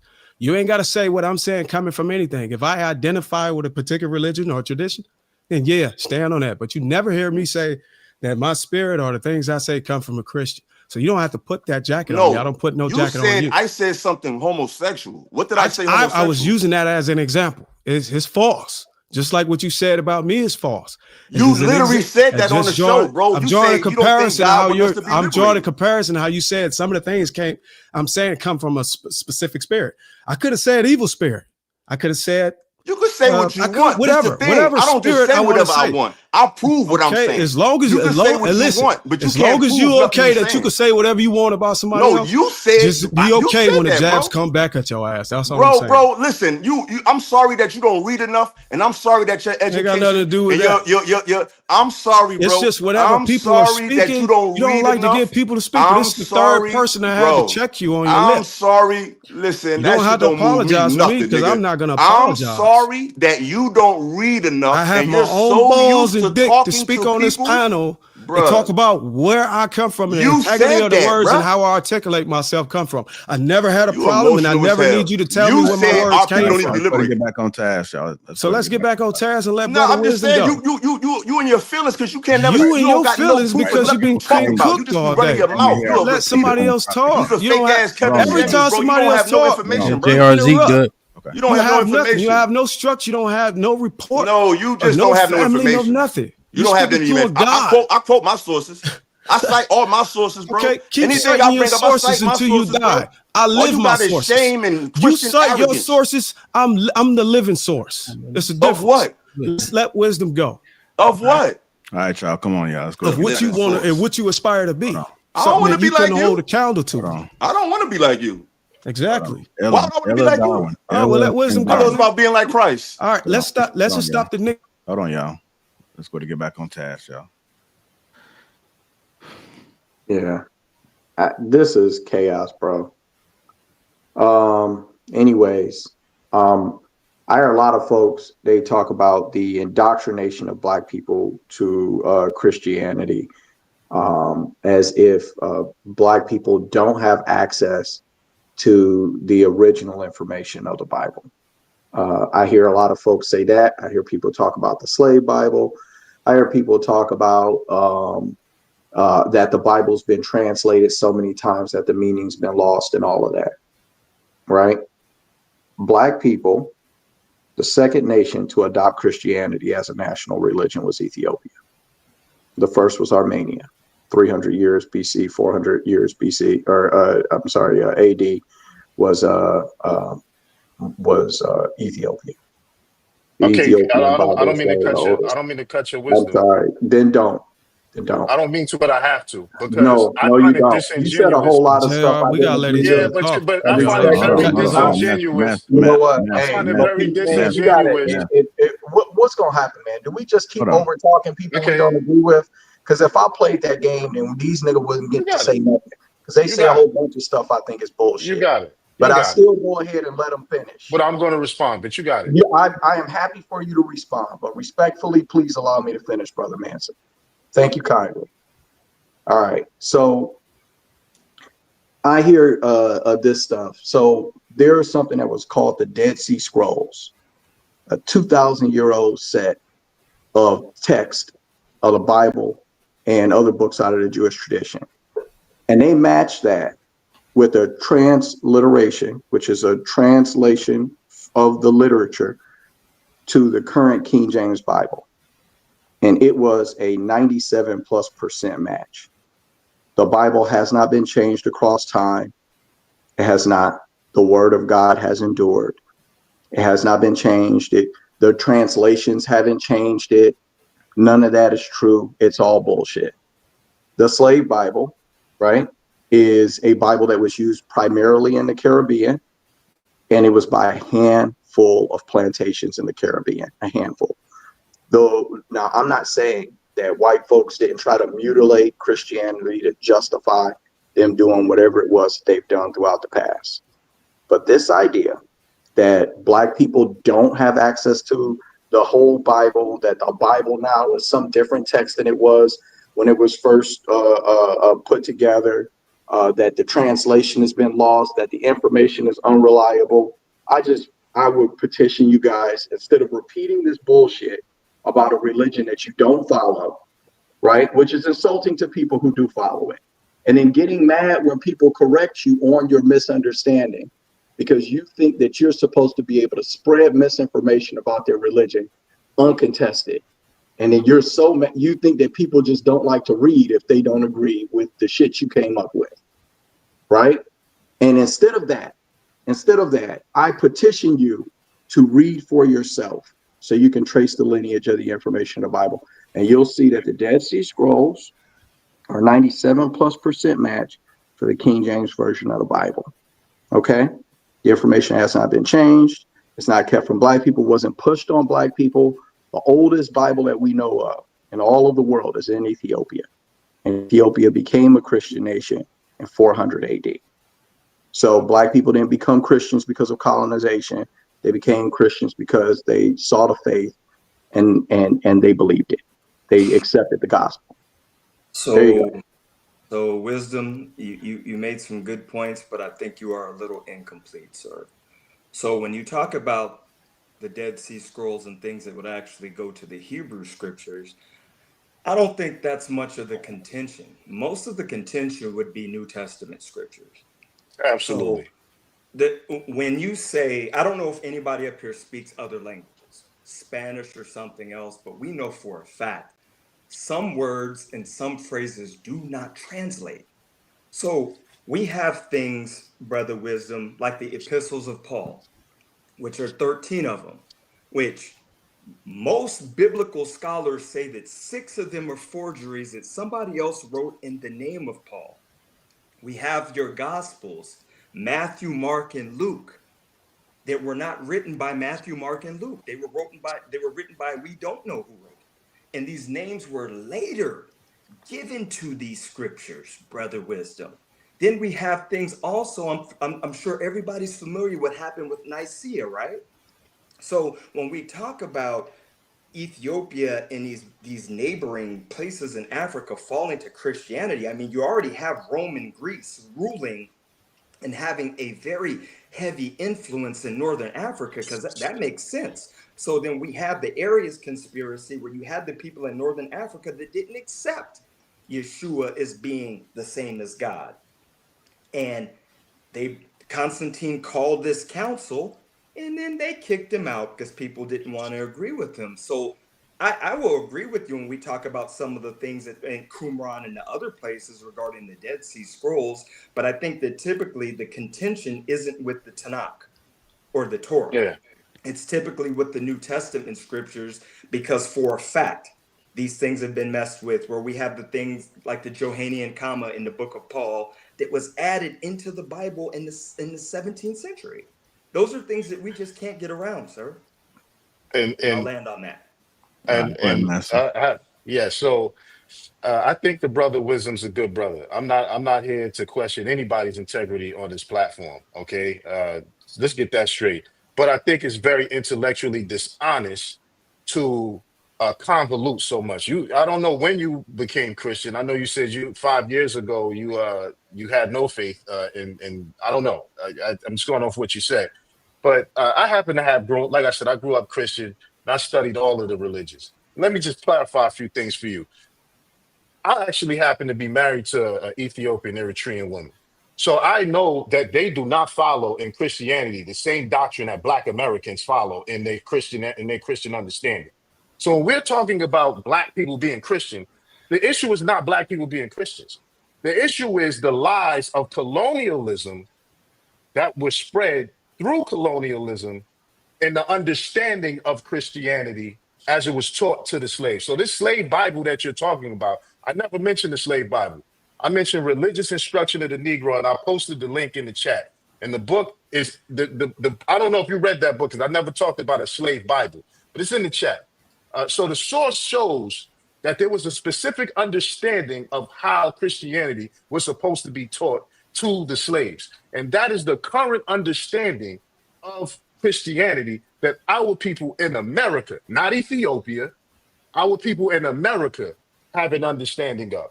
Now, in Islam, and I'm not here to push Islam on anyone. I'm not here to convince anybody to become Muslim. But you specifically said, I wish you were a Christian. Muslims are real Christians because we believe in Christ too. We believe he's a prophet. We believe that he's a prophet of God. We don't make no distinctions between any of the prophets. And we don't believe that he died on the cross and was made to seem that way. And the book of Barnabas, which some people believe, some say, oh, that's not a real book. It's not a true book. But here's the thing you got to understand. The Prophet Muhammad's wife, uncle, come from the Nazarene understanding of the prophets. So y'all don't understand also that Jesus never spoke Hebrew. He spoke Aramaic, which is closer to Arabic than it is Hebrew. This is not to say that the things in the Bible are false and it's all lies, and that's not what I'm saying. But there is inconsistencies in there, which is why in Islam we believe that Allah sent us the Quran to clarify. Because you can't be a Muslim if you don't believe in the Bible and the Torah. But the reality is these things have been tampered with because people with agendas and institutions like to change things to fit their narrative, like the brother brought up with the Nicene Council, like the brother brought up with the actual Christian scholars showing you that, okay, you talk about Mark, Matthew, Luke, and John, those are European names. Those are not Semitic names. There's nobody running around the Middle East at that time called Mark, Matthew, Luke, and John. Who are these people? So I think that's very intellectually dishonest. Again, I'm not coming from a place to say Christianity is false and this, that, and the third, but it's our understanding of it in America. Not the Ethiopians. That's intellectually dishonest because they didn't go through American slavery. They weren't given the religious instruction of the Negro. So the reality is everybody, and this is not to denigrate anybody, but if everybody want to come at Illa for saying that you want to go by historical context, then that's also intellectually dishonest because you're trying to say everybody should believe your faith because you believe it without proving it. And then when brothers is coming with facts showing certain things have been tampered and changed, you want to say that's bullshit. Well, it's bullshit to believe lies. That's what's bullshit. And then try to force those lies on people as if it's true. So the reality is, all right, the reality is, a response, man. I'm gonna land my plane with this. The reality is intellectual dishonesty and convoluting things seems to be something that you're doing, my brother, and that is Un- not honorable. Because I you can't say understand. that. You can't say that I'm saying this and I'm saying that. No, I've done my research.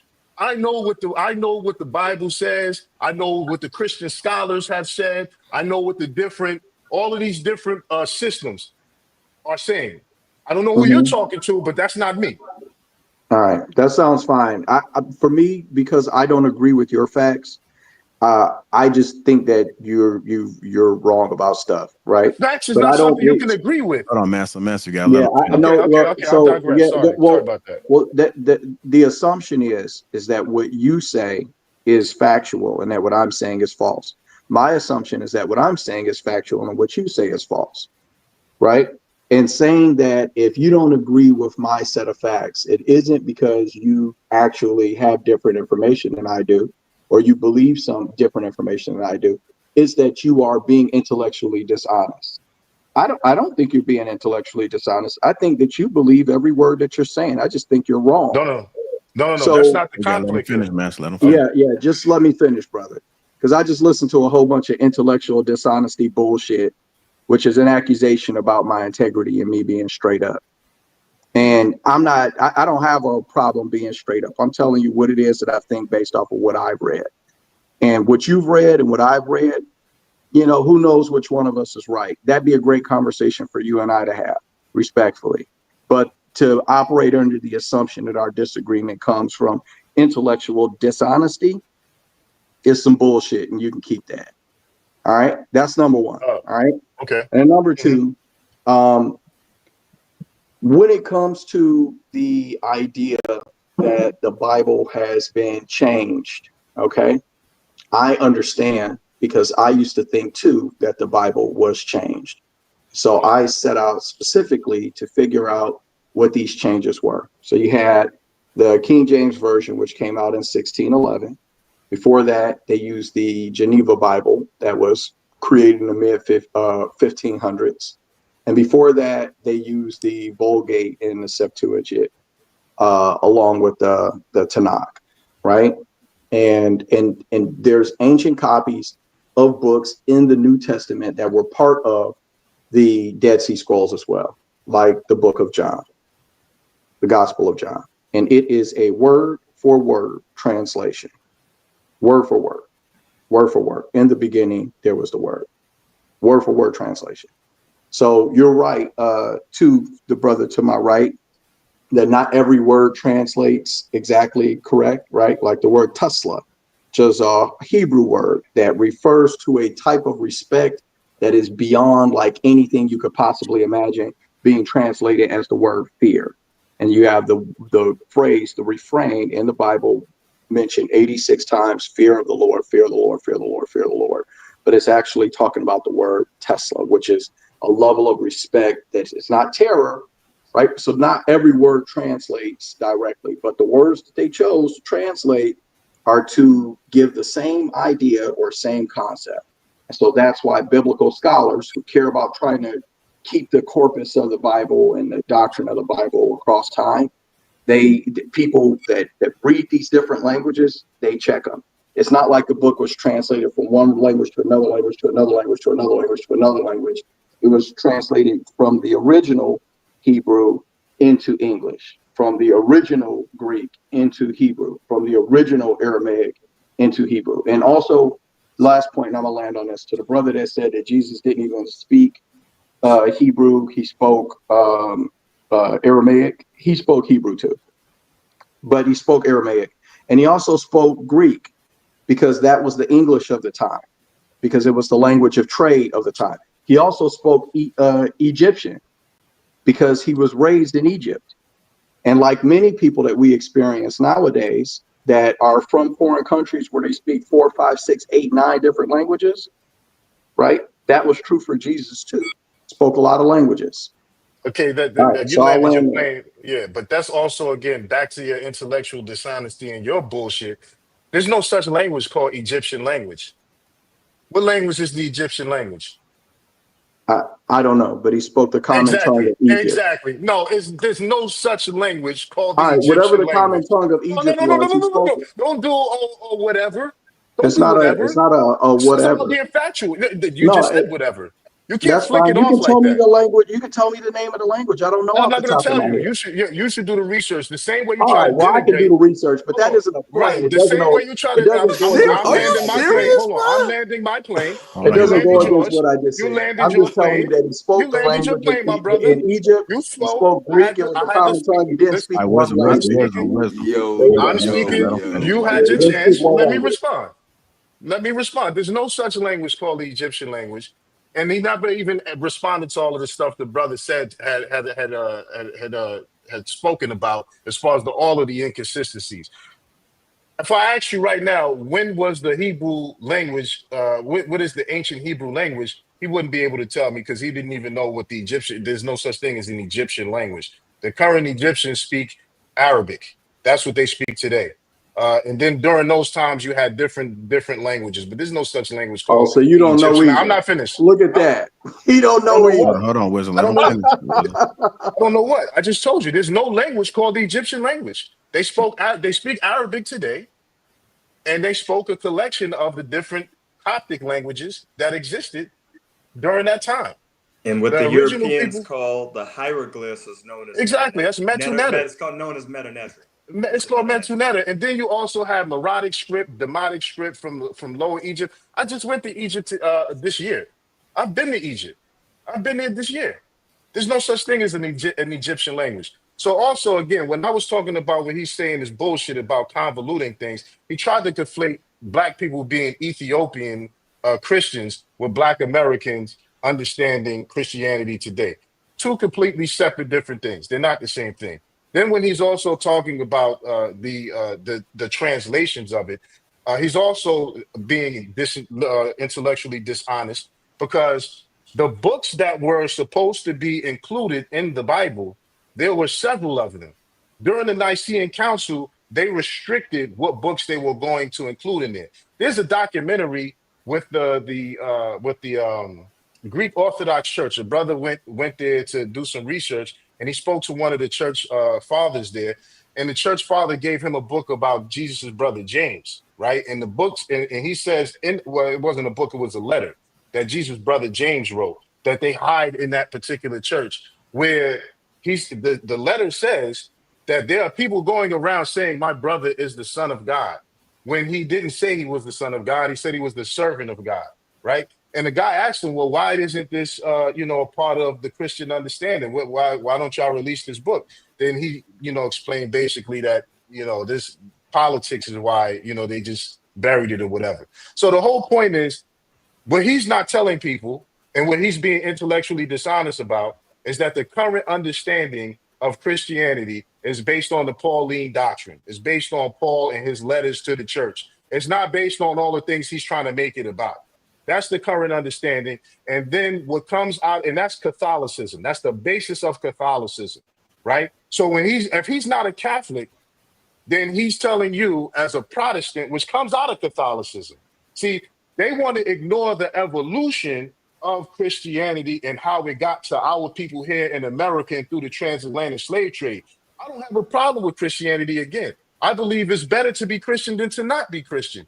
But the reality is, there are so many lies and inconsistencies that has convoluted the understanding of it that you cannot get the true value of it until you do that actual research, which he said he believes people should do. People should read books and not go off what they see in memes and things like that. And I completely agree. But he clearly hasn't done it because he's making stuff up just to be right by saying there's they spoke an Egyptian language. There's no such thing as an Egyptian All language. right, we got to get Hamp in there. Go ahead, Hamp. No, I'm just listening. And I don't want to derail from what the brothers are talking about, but I was just wondering about the question that you had posed to us if you had a different one, because we're now just kind of going back and forth about what is and what isn't. There was one thing that perked my ears up when Darwin and Ella was going back and forth about how this world is less consequential for us to get like freedom or out of the chains or whatever, something like that, right? But oh no, Manson had brought it up, right? But Darwin, you could have stayed right there because the Bible supports that notion, right? Second Ezra 6 literally says Esau is the end of this world, Jacob is the beginning of the next one. Right? So pursuant to Hebrews 12, there's no more profane fornicator than Esau, who sold his birthright, right? And there's no place of repentance for him. Right? So look at the world we in. We just need to survive and be successful here as much as possible. But who want this shit based on what we going through anyway? Based on what we see, based on the perversion. This ain't nothing that you want anyway, right? This literally Sodom, Gomorrah, and New Babylon that we seeing out here. So, and we ain't fighting for this for what? So the Bible, man, said backs that notion up, pursuant to Second Ezra 6, which would be in the Apocrypha. You know what I mean? So when you I don't. said that, I'm like, oh, that makes sense. You know? Yeah, I don't disagree that Yeah, the yeah, yeah, yeah, yeah. see.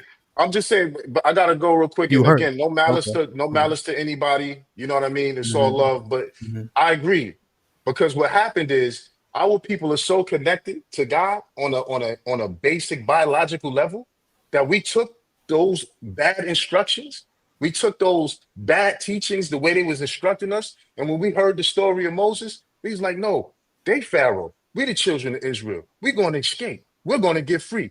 We took all of that stuff and liberated ourselves, even Yeah, with bad teachings. That's how connected to God we are yeah, we on a still find it. physical and spiritual level. So I'm Mm-hmm. not saying that the Bible supports our enslavement. I'm Yeah, saying we have to understand the historical narrative and context for how these ideas came to us and how they were used against us. I didn't say yeah. throw the baby out with the Nah, bathwater. the word is born, and that was my second part. But I know you got to go, and it's just for every.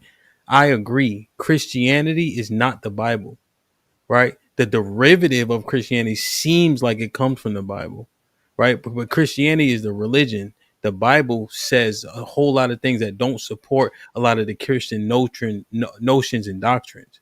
So I separate those two things, because they were called Christians first in Antioch as an insult.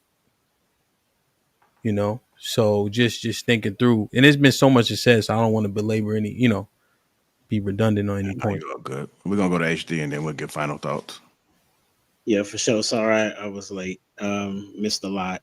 Mhm. I was just curious to know, or for the panel to know, that the Bible has the most manuscripts out of any book ever written, with about 5,800 manuscripts, which were to identify its validity for those that seem to question it. There is no other book that has been uh, transcribed as much as the Bible. I mean, people have already listed it. So to question its validity, you would have to uh, really challenge the people that have come before you that have literally said that it does. It says it is the truth of what it says it is. It is definitely a historical document that is been utilized over and over again to be able to find um, historical things. Then you also have the fact that there were people outside of the Bible, such as Josephus. I don't know if y'all mentioned that before. He was not a Jewish. He was a not a Christian, but he was the historian during the time of Jesus, and he wrote about Jesus in his book as well.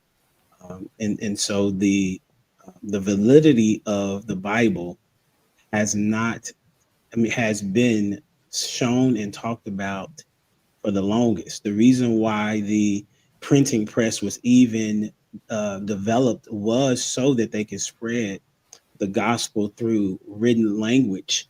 And the reason why we even have the other books is because somebody decided, you know what, I want other people to experience the writings of Jesus in the Bible. And so therefore we have these things that we call books.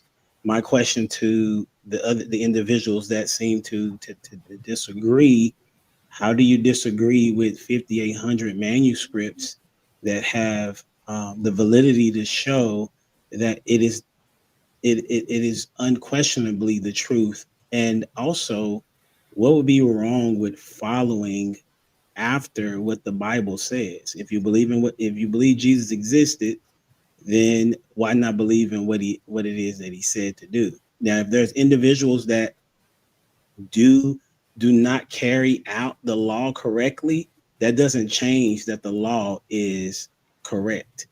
right? And so that's my question.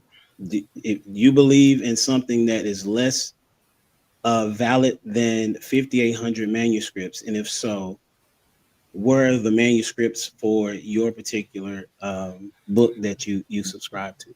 So I'll can you guys hear me? Because I'm having some audio difficulty. Can your brothers hear me? Yes. Couple of things. Josephus was not a contemporary of Jesus. The Antiquity of the Jews, written by Josephus, comes much later. In a couple of verses, I think there are 2 or 3 verses that he mentions Yeshua. They think that someone else actually wrote those. Now, to the second question you asked, multiple manuscripts don't validate the truth. I would say that the least amount of manuscripts that you have would validate the truth. There's only one letter of Abraham Lincoln, and nobody questions it. But if there were 50,000 copies of the letter of Abraham Lincoln, it becomes more problematic. So, good brother, the issue is we have would you say we have 58,000 copies and they don't all say the same thing? So that's where They we all have say an the same issue, thing. right? That's why they say The that they're valid. the truth would be consistent. So if you have 58,000 copies of something and people are saying something different, what's the truth? That's what I'm saying. They're not saying something different. They're saying the exact same thing. That's why they're able to. They went in, they looked at all the manuscripts, and that's why when Wisdom was saying that they had a 97% accuracy, that is what I'm referring to. They ran the manuscripts along with one another, and they were all the same. So he's talking about the Hebrew scriptures. We're not talking about New Testament Well, I'm doctrine. saying, No, I was not talking about the Hebrew scriptures. Y'all said I was talking about the Hebrew Well, scriptures, and I corrected you several times. I well, even brought didn't up the book of John to say that it's not just the Hebrew scriptures. The book you of John mentioned is the not dead? Hebrew scripture. Did you So not I didn't mention say the? that, and I didn't agree to that. But you can say that. That can be what you say, but don't put it Did on me. I did not you say mention that. the Dead Sea? He mentioned the Yeah, Dead the Sea Dead Sea Scrolls. Scrolls contain both the Old Testament and the New Testament. Hey, so we have to stop with this conversation right No, they now don't. because I'm cool the with that. the the Just don't put words in Essenes, my mouth. brother, respectfully, I have to say you don't know what you're talking about. no, I The asked a the question. let the You the said scriptures, fellas, the scriptures in Qumran only contain stuff from the Tanakh. The New Testament, this doesn't even make any sense. If you look at the time when the Dead Sea Scrolls were written, fellas, we're talking about Yeshua being born around 1 or 2 of the Common Era. These scriptures were written pre-Common Era, so how can they contain anything about Yeshua or the book of John, which was written around 90 AD or CE? So what I'm saying is you're incorrect. You can't mention anything from Qumran and the other places that they found and say that they contain any New Testament scriptures. you based it up on This, what? bro, fellas, I just looked it up. Hey, this takes brother, I a just looked it up. Hold on one second. I just looked it up. You are correct. I misspoke. Thank you for the correction. okay. Respectfully, bro. Like I said, I'm not in here trying to be. But my question, I'm big on but the that wasn't my historical question, aspect. though. One thing You I will said do, you. fellas. One thing I won't do with anyone on here is tell y'all what to believe or what not to believe. But I think I come like Ela. I am big on historical aspects. So I won't argue if Jesus was a real person, but I will argue with you that he didn't walk on water and those type of things I will argue with like Right, but that. my question was about the manuscripts. Though. You said that if there are fewer manuscripts, then you would be more likely to agree with one writing. But I'm asking you if it's 5,800 manuscripts, 58,000, whatever the case, or manuscripts that are aligned, how is it that you can say that it's false? If it has not been proven that it's false. This is the reason why the Bible is considered to be a valid historical document because of these particular manuscripts. It's humble dad. It's not. And Now, these wait, script. you I said let you land. I'm gonna be real quick. yes. And again, this is what I would do. I would implore you to look this stuff up. This is why there's so much, brother. This is why there's so much contention because these scriptures don't add up. They found the book of Mark that had shorter chapters, and they found other books where the chapter of Mark was added on to. like I mentioned before, when the other brother was up here, you have the Johannine comma that was added into scripture. We're talking about 17th century. So people How making does copies. how does that say that the Bible is not valid though? You gave hold on. Can I ask you a question? Cognitive dissonance. Yeah, No, can I ask you a question? So you do believe Jesus existed, correct? who you Historical Jesus existed. Yes, I accept that, Brother All Wisdom. right. Yeah. Do you also accept that historical Jesus was crucified? Yes. Okay. All right. Why did they crucify him? That's Because if you look at is anybody aware of the type of person that Pontius Pilate was historically? So the Romans didn't care for the Jews at all. I mean, Pontius Pilate was so rude. Left that J word. Oh, my bad. Okay. He didn't care for the small hats at all. He was recalled back to Rome due to him being so ruthless. He was killing the Samaritans. So Pontius Pilate would have executed anybody who was bringing an uprising. So think of this, fellas. You have a guy in early first century of Judea running around saying he's the king of the small hats. And then you have the group of the Pharisees saying, no, that's a problem. And then Pontius Pilate is saying, no, I'm the one that's the governor of Judea. So he didn't just unalive him because he was vicious. Gotcha. He unalived him because he made a claim about himself. Now, Pontius did it because he made the claim that he was king of the small hats. But the folks that were in the Sanhedrin, right? I'm trying not to refer to them by their ethnicity. They wanted to unalive him because because of the identity that he claimed. Correct? Yes, sir. Okay. All right. So he did live. He did claim to be God, and they did kill him over it. Well, DJ, I think DJ wants to get in there. He's shaking head. He never made. Look, I know Darwin. Didn't make those. Yeah. Darwin. So that's why he claimed to be God, right? So maybe he was nuts. Maybe he was a nut job, but he claimed to be God, and that's what they killed. So we agree he existed. We agree God killed, right? We can agree that the reason that wisdom. Yes, sir. We can agree that the reason that the small hats offered him up was because he claimed to be a divine person, to have a divine identity. And the Romans were fine to do it because they had a completely divorced understanding of that system of beliefs altogether. So the question becomes for everybody, and I'm going to land here, right? The guy existed. The guy got unalived. He willingly gave himself up to be unalived because he thought, crazy as he was, that his unalivement somehow would pay for all sin, for all time, for all people. And that's why the folks who were the small hats offered him up. Now, you don't have to accept his divine identity. That'll be between you and God. Okay? But he did get unalived. It's not what the Muslims say.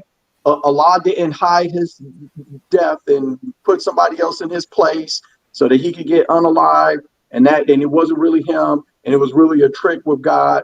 And Muhammad's riding around on a pony with a unicorn nose on it. None of that. All of that's nonsense, right?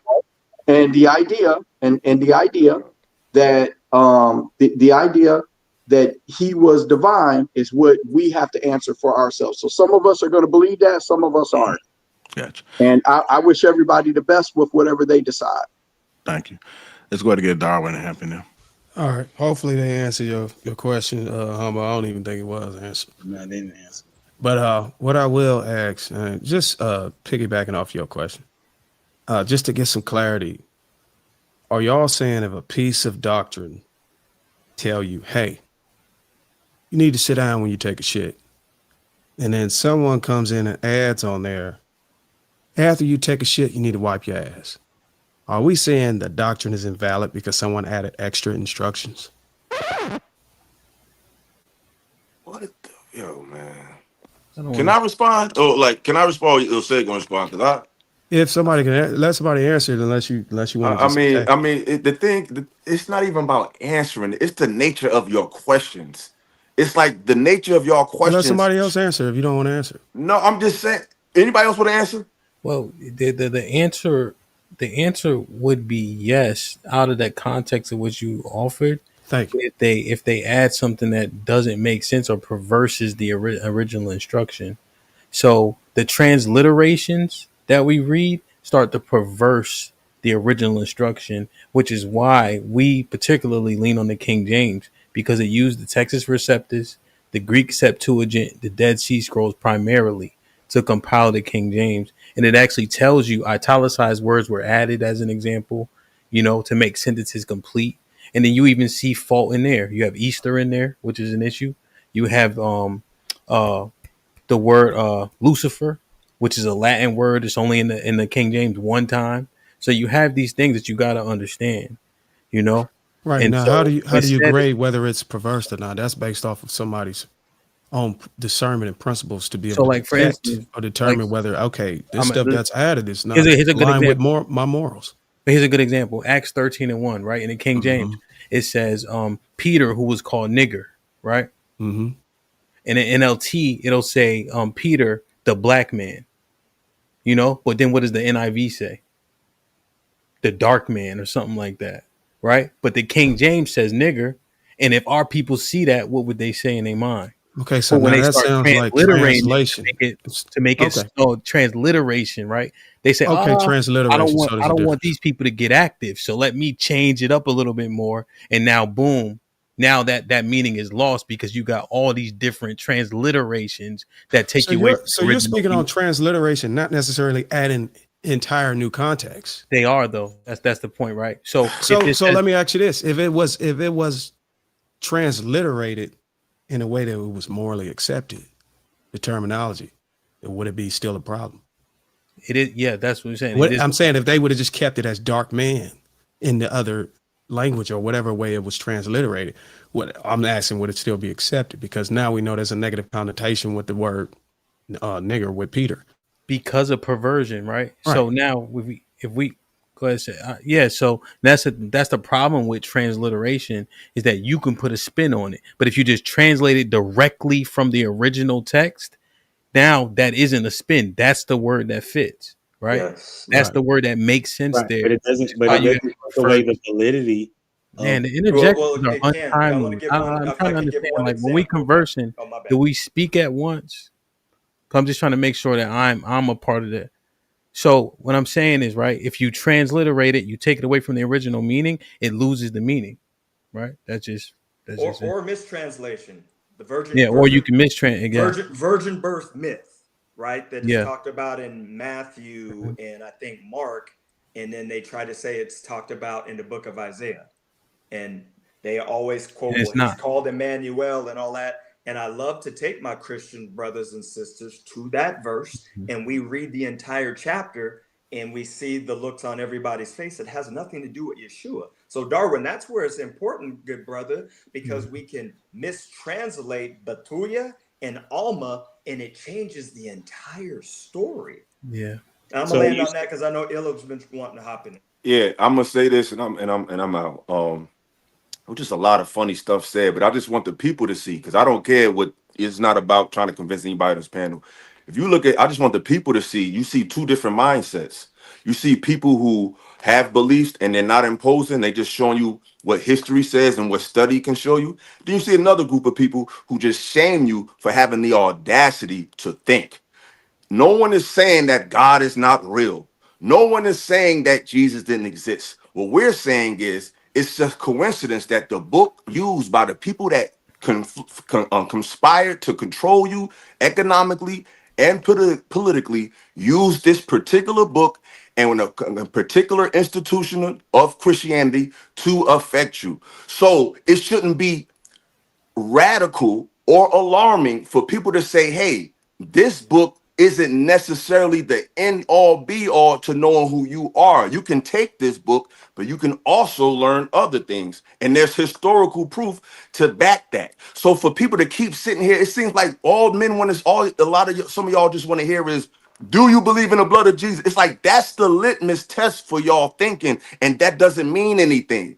And when I heard somebody earlier talk about bullshit, or what is bullshit? This is when I speak from three. I have a lot of books, but these conversations that y'all be having be so easily debunked that I only need a few of them. This is one book because people say what I'm saying is bullshit. Like, and I never heard them give me any references for any book to further my knowledge on any fucking thing. So when I speak from three specific books when I deal with these simpletons on this panel. One of them is Michael Bradley's book, The Iceman Inheritance. That's not bullshit. And if you want to prove that it's bullshit, you're going to have to fucking read it. The second book that I reference is Dogs of God by James Reston. Columbus, the Inquisition, and the Defeat of the Moors. Go find out if it's bullshit. My third book is The Destruction of Black Civilization, Great Issues of Race from 4500 BC to 2000 AD by Chancellor Williams. So I want to understand how does citing my sources and giving people, the audience, an opportunity to learn, how is that bullshit? But you don't even got to answer. But the fact that somebody is calling scholarship bullshit to the people in the audience, that should tell you a lot. No one should shame other black men, especially in this country. All the things that we've been through, you should praise and applaud curiosity. All I hear is a bunch of shaming. And if you don't believe what I believe, is something wrong with you. But there is no freedom in that. There's no understanding in that. There's no connection in that. But I haven't heard any scholarship from any of the detractors, but the people that seem to do some homework, they seem to have a lot of information. So like I tell the people, study for yourself. Bullshit, citing sources and giving references to books, that's the antithesis of bullshit. I advise you to read the Bible, and I must be cut You from know the that cloth already. for people who I must be cut from the cloth of people who back in those days when they was in chains and slave and they read the Bible and studied it and was still able to wiggle themselves out of the belly of the beast. Because all this hood talk, not pointed at anybody on this panel, just people who usually typically go that route with their language. Read what you want, believe what you want. Just don't project whatever your struggles or your trauma from historical books or doctrines that you feel like impress you or your people. Don't project it on me. I'm a man under God's after God's own heart. I believe in the word of God through and through. And I don't got anything against anybody what anybody else read or believe in.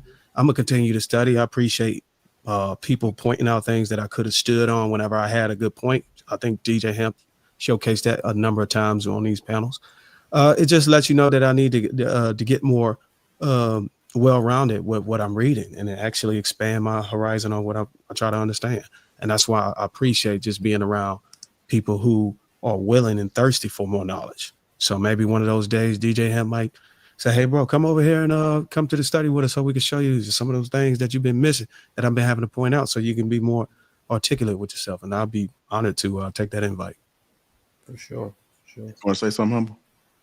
Just some. I mean, I just really wish I was here for the whole context of the conversation, and those that have left. Shout out to y'all for even having the conversation. Once again, it's always going to be, how do you believe what you believe?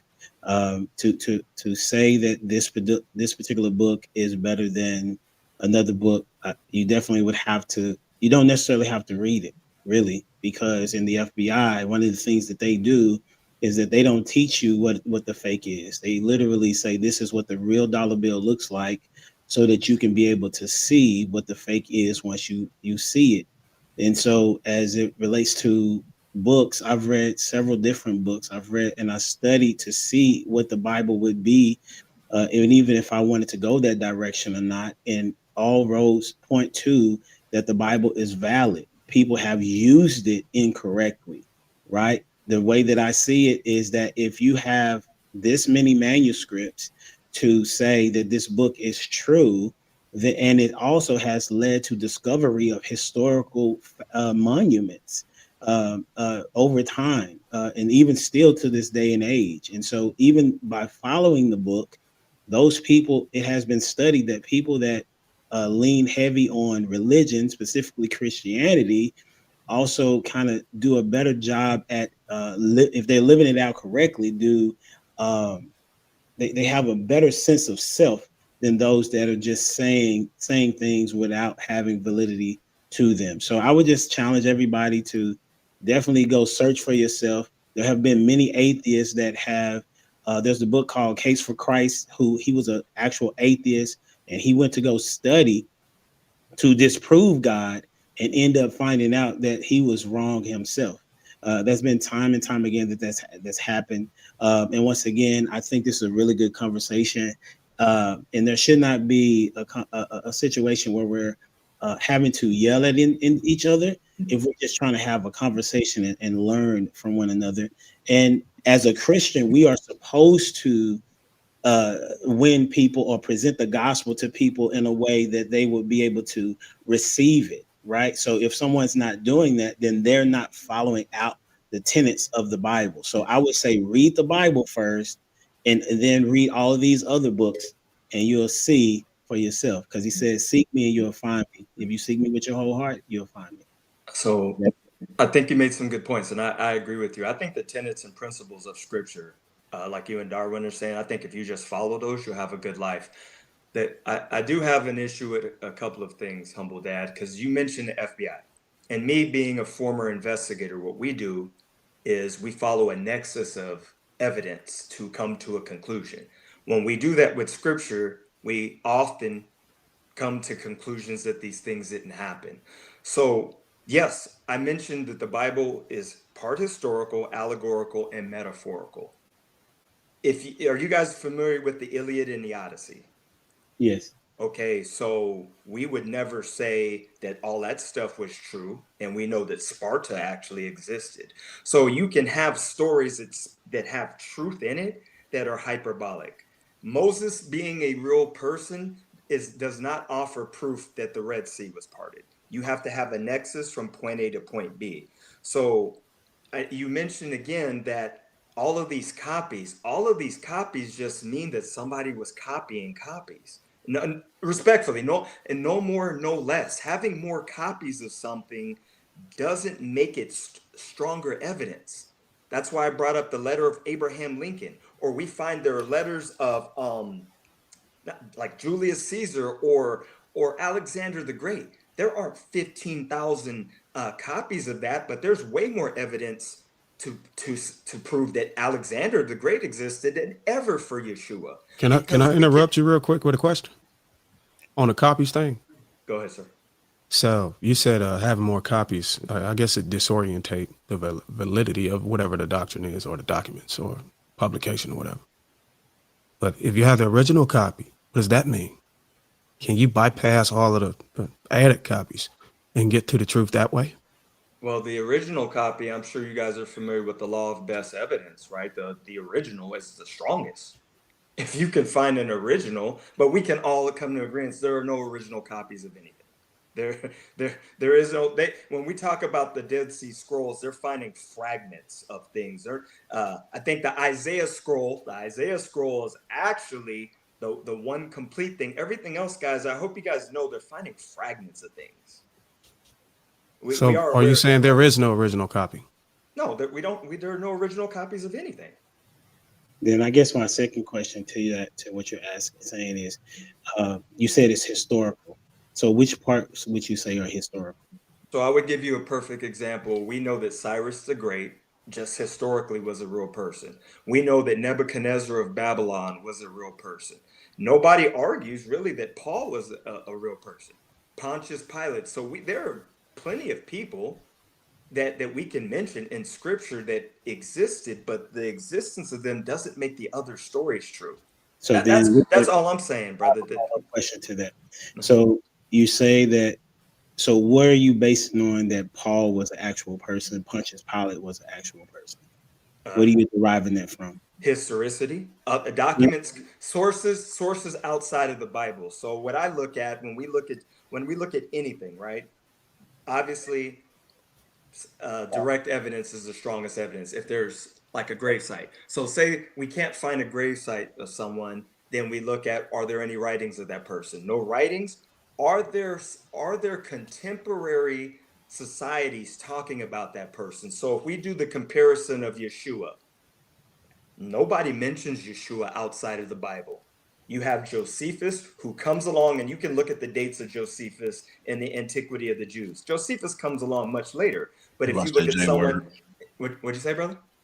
I watched that J word and stay far away from him. Yeah, and how much later did Josephus come? His name is Josephus. How much later did Josephus come? I can pull it up real quick if you like me to. Please do. Yeah. Okay.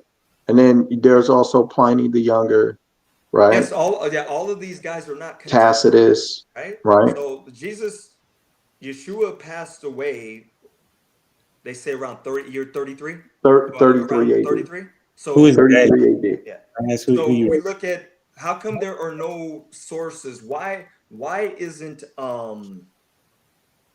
the first sources started why isn't someone like Philo of Alexandria talking about these great things that happened when because he was crucified? That's a good question. That's a good question. Let me land real quick.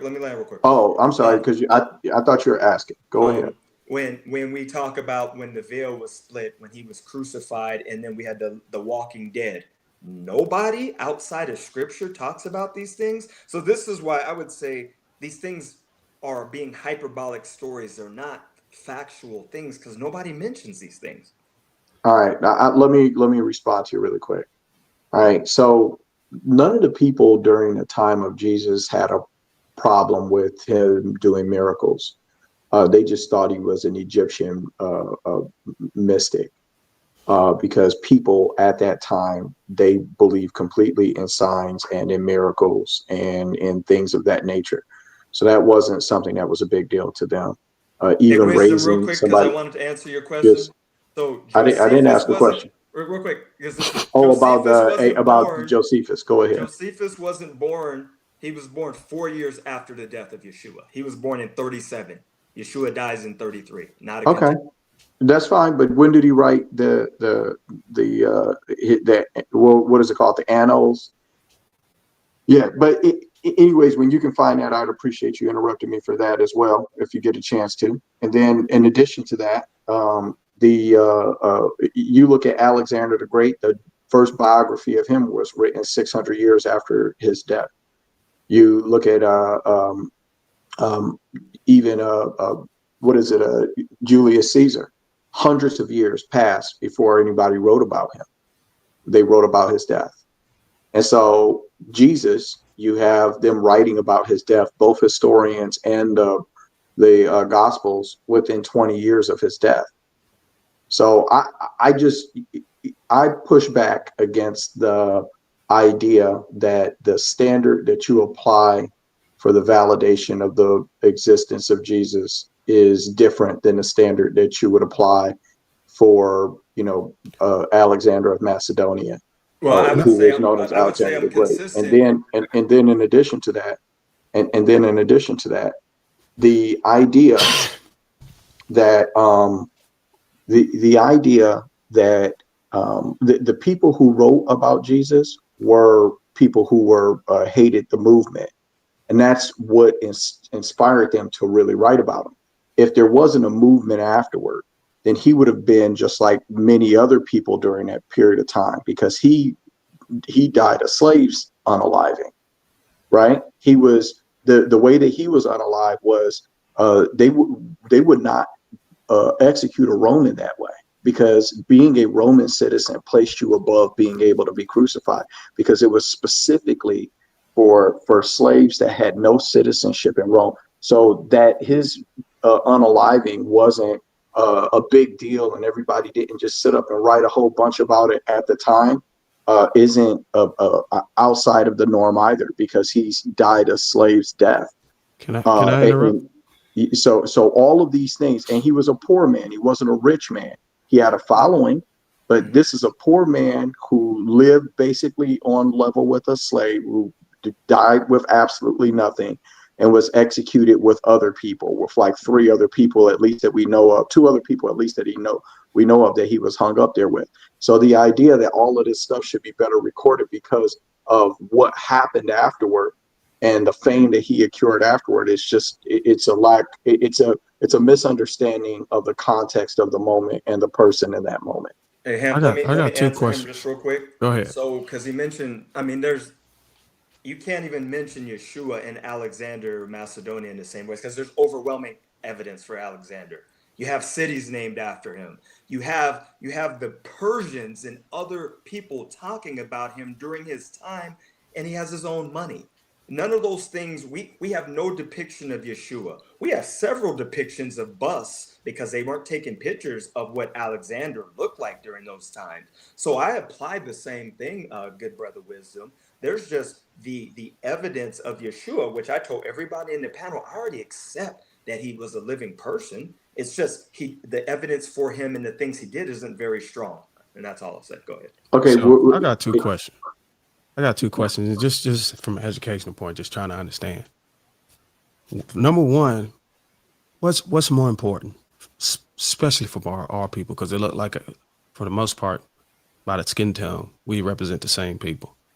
Is it more important for us to find the validity and debunk whether it's true or not, or actually live by it to have a fulfilling life? The second question I don't want to attack nobody specifically, but is it beyond the realm of possibility that those who try to debunk it or try to find it wrong or discount it, is it safe to say that those people might have a motive to, if they are able to find anything that's close to debunking it, they're doing it in efforts to absolve themselves from living by the teachers in a righteous way, so that they won't have any self-conviction from deviating or leaning on their own understanding? Because So it just feels like once you find that little falsehood or that mistranslation, I'm like, oh, now I can go do whatever the fuck I want because all this shit is false. And no, I got to I hold don't think myself that I accountable. don't think that that is me accepting that the world was never flooded or some of the things happening, because I believe in our allegorical and metaphorical. I can still live my life, fellas, by tenets and principles without me thinking something really happened. So that doesn't change me finding something, Darwin, historically incorrect about the Bible doesn't change a whole lot for me as far as how I'm going to live my life. So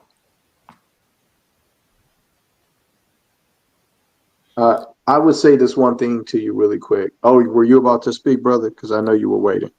Yeah, real quick, and I'm gonna slide. Yeah, Bruce, I think knowing the truth is what helps you really understand. I mean, pursuant to John 8, right? We shall know the truth, and the truth shall make you free, right? So I think that all of it is uberly valuable. You know, so I would agree that you definitely want to discern what's right, wrong. What you've been led astray with, so that you can properly understand it.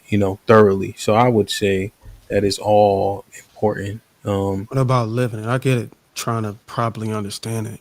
But when you see people argue it and argue its validity, but then you don't see them actually living any structure or by any principles, it makes you question, like, why does it even matter? You're not going to even live by it or live by any other thing, regardless of whether you find validity or no validity. But that's the thing, though, right? The Bible tells us that's going to happen, right? Right? Satan come immediately, right? It'll come in these last days scoffers. So we already know that that's going to happen every time, like, things start to happen. I'm not even calling the brothers that here tonight, right? Because JR brought us together because there were different opinions. But to shake your faith, you have vessels come in, people, place, things, money, all types. So I'm not surprised by that. Just looking at 2 Peter 3:3. Soon as you start, scoffers come laughing, joking. If we outside teaching, and mostly people that look like us yelling from across the street. You know what I'm saying? Like, you saw the shout out to Drewski, you saw the thing, right? Yeah. You know? But it'd be people that look like us, and I'm just like, yo, cross the fucking street. What do you think we all agree with tonight, though? See I if get this it. I is get that it, JR. Christianity you think it is. I get it, JR put us all together, but Mm-hmm. by you just listening, because it seemed like for the most part, between you and Truth and the lady who left, who really couldn't get a word. Sorry about that. What do you think we all seem to seamlessly agree on, or at least have some same I think sense of similarity. yeah, the one similarity is that everybody acknowledged that there was the Most High. People say Oh, okay. Creator or the Most High, whatever. But I think everybody generally acknowledged that point. I Right. think his derivative is what is kind of in contention. But that one thing was there certainly. When we see the Muslim brothers, like they be in order. You know, so them brothers, yo, y'all good? Y'all got them nasty ass bean pies? You want me to buy one? Right? Like, you know what I mean? Because they got structure, and so there's value there.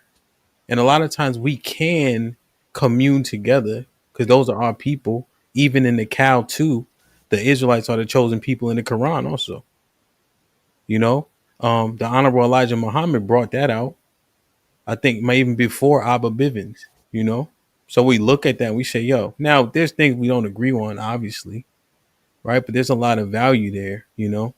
So when I'm listening to the brothers, I'm saying, okay, can they edify me? Can I edify them? You know? And I'm not leaving none of these brothers hanging if I'm outside. You know what I mean? And I think that's the point, and that gets lost in a lot of this because we trying to one up, you know what I mean? The penis measuring competition and shit like that. Which is it could be fun. I ain't hating on it. But then I think we lose the plot too at a point. So I think one of the things I noticed too is that people kind of look at anything and everything else outside the Bible as poison. So I think some people don't want to hear it because they think they may be hearing something wrong or it's not valid that this is all that you need, which could be true. But I think it is interesting as I hear different perspectives about it. I can say even just having these conversations, I never had the insight that I have now. Because some of these things that you guys said, whether you agree or disagree, it still make you think. I don't think that we all have the exact answers. I mean, we could think we right and be totally wrong. Like nobody really knows. It's just all information. I think information is valuable, but I do think you have to be able to listen to things. And this is just a life lesson. Listen to things that we don't agree with, and then kind of think and sit for a little bit and see if it makes any sense. See if it's trash, and then we can just only get better with that information. I don't think it can make us worse unless you're just weak-minded. Would we be wrong if we told somebody that if you deny Jesus today, and then whenever judgment come, Jesus may not accept you? Because I know a lot of people don't like us saying that. And I think that's problematic, personally, JR. And I think Darwin, I know that I think we've been on maybe once or twice. And That was Darwin that said it. That wasn't me, right? What'd you say? I said that was Darwin that was talking. Oh, my bad. Yeah, there's a delay. Sorry, there's a delay on my end. My bad. I know you. What do you do, brother? What do you do with the biblical prophecies that are laid out, pointing at the person of Jesus, like Psalm 22? What do you do with Daniel 9 and the 7 weeks prophecy that ties in Cyrus and the building of the temple and the 483 years that exactly point to the end of his ministry? What do you do with Ezekiel and Isaiah? Micah pointing at the place of his birth. All of these are facts. I mean, you look at like Psalm 22 and it talks about crucifixion and it describes it in great detail, right? 500 years before the Persians even invented crucifixion. And then casting lots for his clothing, which was a Roman practice. And we can verify through sources, through Rome, that was something that they did. But this was written about Jesus 1,000 years before his birth. So like, I get, okay, fine. You don't believe in the divinity of Christ. You believe he was a historical person. Got it. But what do you do with the prophecies that are so specific that point to him? Are you not familiar with them? Or have you read them and you just kind of discount them like as coincidence? Because historians haven't been able to effectively refute them either. So is this for me? Because I don't want to jump in. Yes, that is a question. I didn't want to make sure you was asking. Is your name Said? Is that what that says? Yeah, Cedric just said. Hey, man, that's my little brother's name. All right. So you just became my favorite dude on the panel. You just big broed him. No, I didn't. No, definitely not. Definitely not. That is my little brother's name. But my little brother is 3 years younger than me. I'm in my 40s. You know how it is when you get to that age. We all the same age. But go ahead, brother Cedric. So the book of Daniel, yeah, if you look at historians, the book of Daniel was written way after that they're claiming it was written. So, but when we talk about messianic prophecies, this is where, and I don't know if you brothers study with people who are Torah only and sit down and see the differences of why small hats or people who are Torah specifically don't accept Yeshua because of the messianic prophecies that you guys talked about in Ezekiel, Isaiah specifically, that says that when the Moshiach comes, you're going to know because he's going to do some of these things. The lion is gonna lay with the lamb, meaning the Moshiach brings worldwide peace. He's going to bring back the ingathering of the lost 10 tribes of Israel. He's coming to judge the nations. So, and he's coming back for the rebuilding of the temple. So if we say that Yeshua was that person, which one of those happened during his time? So check this out. It says that he would come before the destruction of the temple, and the temple was destroyed in 70 AD. So if he didn't, if you're going to hold, we're going to hold to the prophecy, then that means that Jesus would have had to be him or some other unknown person that nobody even knows about, because that temple has been destroyed. And there has been contention about the book of Daniel, but the book of Daniel, the contention is around the naming of the Babylonian king Cyrus and whether or not he was named and if that was changed. But it's not whether or not the actual timeline that was laid out by the 7 weeks prophecy that lays down what time Jesus would come into the world and when he would be unalived. Those things are not up for contention in the book of Daniel. Only whether or not Cyrus is named. They So are. I would push They back are. against those things, They brother. they they are. They actually talk about Daniel being written by 2 different authors. So they Yeah, are for one sure. that I'm gonna say added in wisdom. the name Cyrus. Go ahead. We can leave this one. Maybe we can have this discussion Well, later. But well, go let me ahead, ask this. wisdom. This is Give us from what historians are saying either about one the of book y'all. of Daniel. Before you, But DJ, before you leave, well, I DJ, wanted to because answer your initial oh, question go ahead, I can't too, hear Bruiser, go ahead. anybody. and then I'm about to roll. You better The head out. yeah, the So one thing like about endurance, right? I think is missed too. Because even Jesus says that he that endures to the end, the same shall be saved. You know, so the truth is that day we don't know, nor should we, especially since Jesus already told us you got to endure to the end. It's not just that you give your what's the terminology, like you give your life to Jesus or Christ, right? And then you Mm-hmm. save now. No, he said he who endures all the way to the end, that's who's gonna be saved. So that shit is constant. Keeping the commandments and etc. So I just kind of go by that. When that judgment day comes, my assumption is that I'm doing everything right, and hopefully I didn't miss the grace periods that I had for sins that I couldn't stop committing until I did. Right. If I missed that grace period, well, So so we grace is all the endless. all see what's going on in the black communities or whatever the community is left of it. Mm-hmm. Y'all think we can get our people together One without the third, Bible, without the Word of God, without Jesus? no, but it's just that 1/3 of us. But I don't think so. No. Oh, said yeah. Hold on, Said on said you mute. said we On can. mute. Oh, Said. set on mute. Hey, Said Jr. I love you, Bruiser. I'm gonna hit you too. I gotta text you and all that. Hey, said it was awesome. a pleasure. You know what I'm saying? I appreciate the wisdom, knowledge, and understanding. Hey, wisdom mechanic, be safe, bro. I appreciate the passion. Yeah, appreciate you, brother. Thank you, Ham. Appreciate you, sir. You already. Y'all be All right, safe. I'll bro. see y'all soon. All right. All right. Peace. All right. Let me go ahead and get to these. You want to say something, Sid? I can't hear you, We Sid. can't hear you, said. You must have got a phone call or something. All right. You gonna leave and come back in? Omar Smith, $20. Ronald, member, $3 super sticker. August, more reacts, $4.99.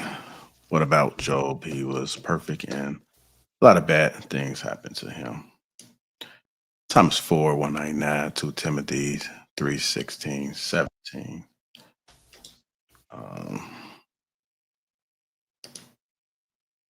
The Bible, Thomas 4:49. The Bible is a book of factual historical events that took place.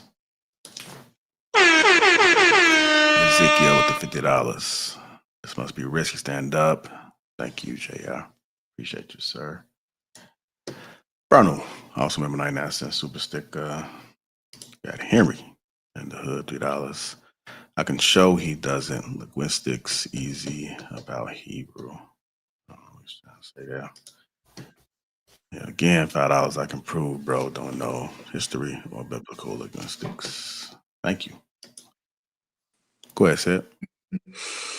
I don't think that religion is our issue. I think as a people group, economics is our issue. And if we could get our economics and our structure down, everything else is going to fall into place. Because even if we look at the small hats, JR, Darwin, Wisdom, they have their economics and they have certain things in order. Yes, they may follow a doctrine and they're pretty strict, but some of them don't align with that. But if you guys know, when it comes, even the ones that don't agree theologically, when it comes to making decisions as a people group, this is where they come together. I always say politics and religion is the reason why we won't be able to come together, Darwin, because you'll have, my Christian brothers and sisters that have issues with someone like myself.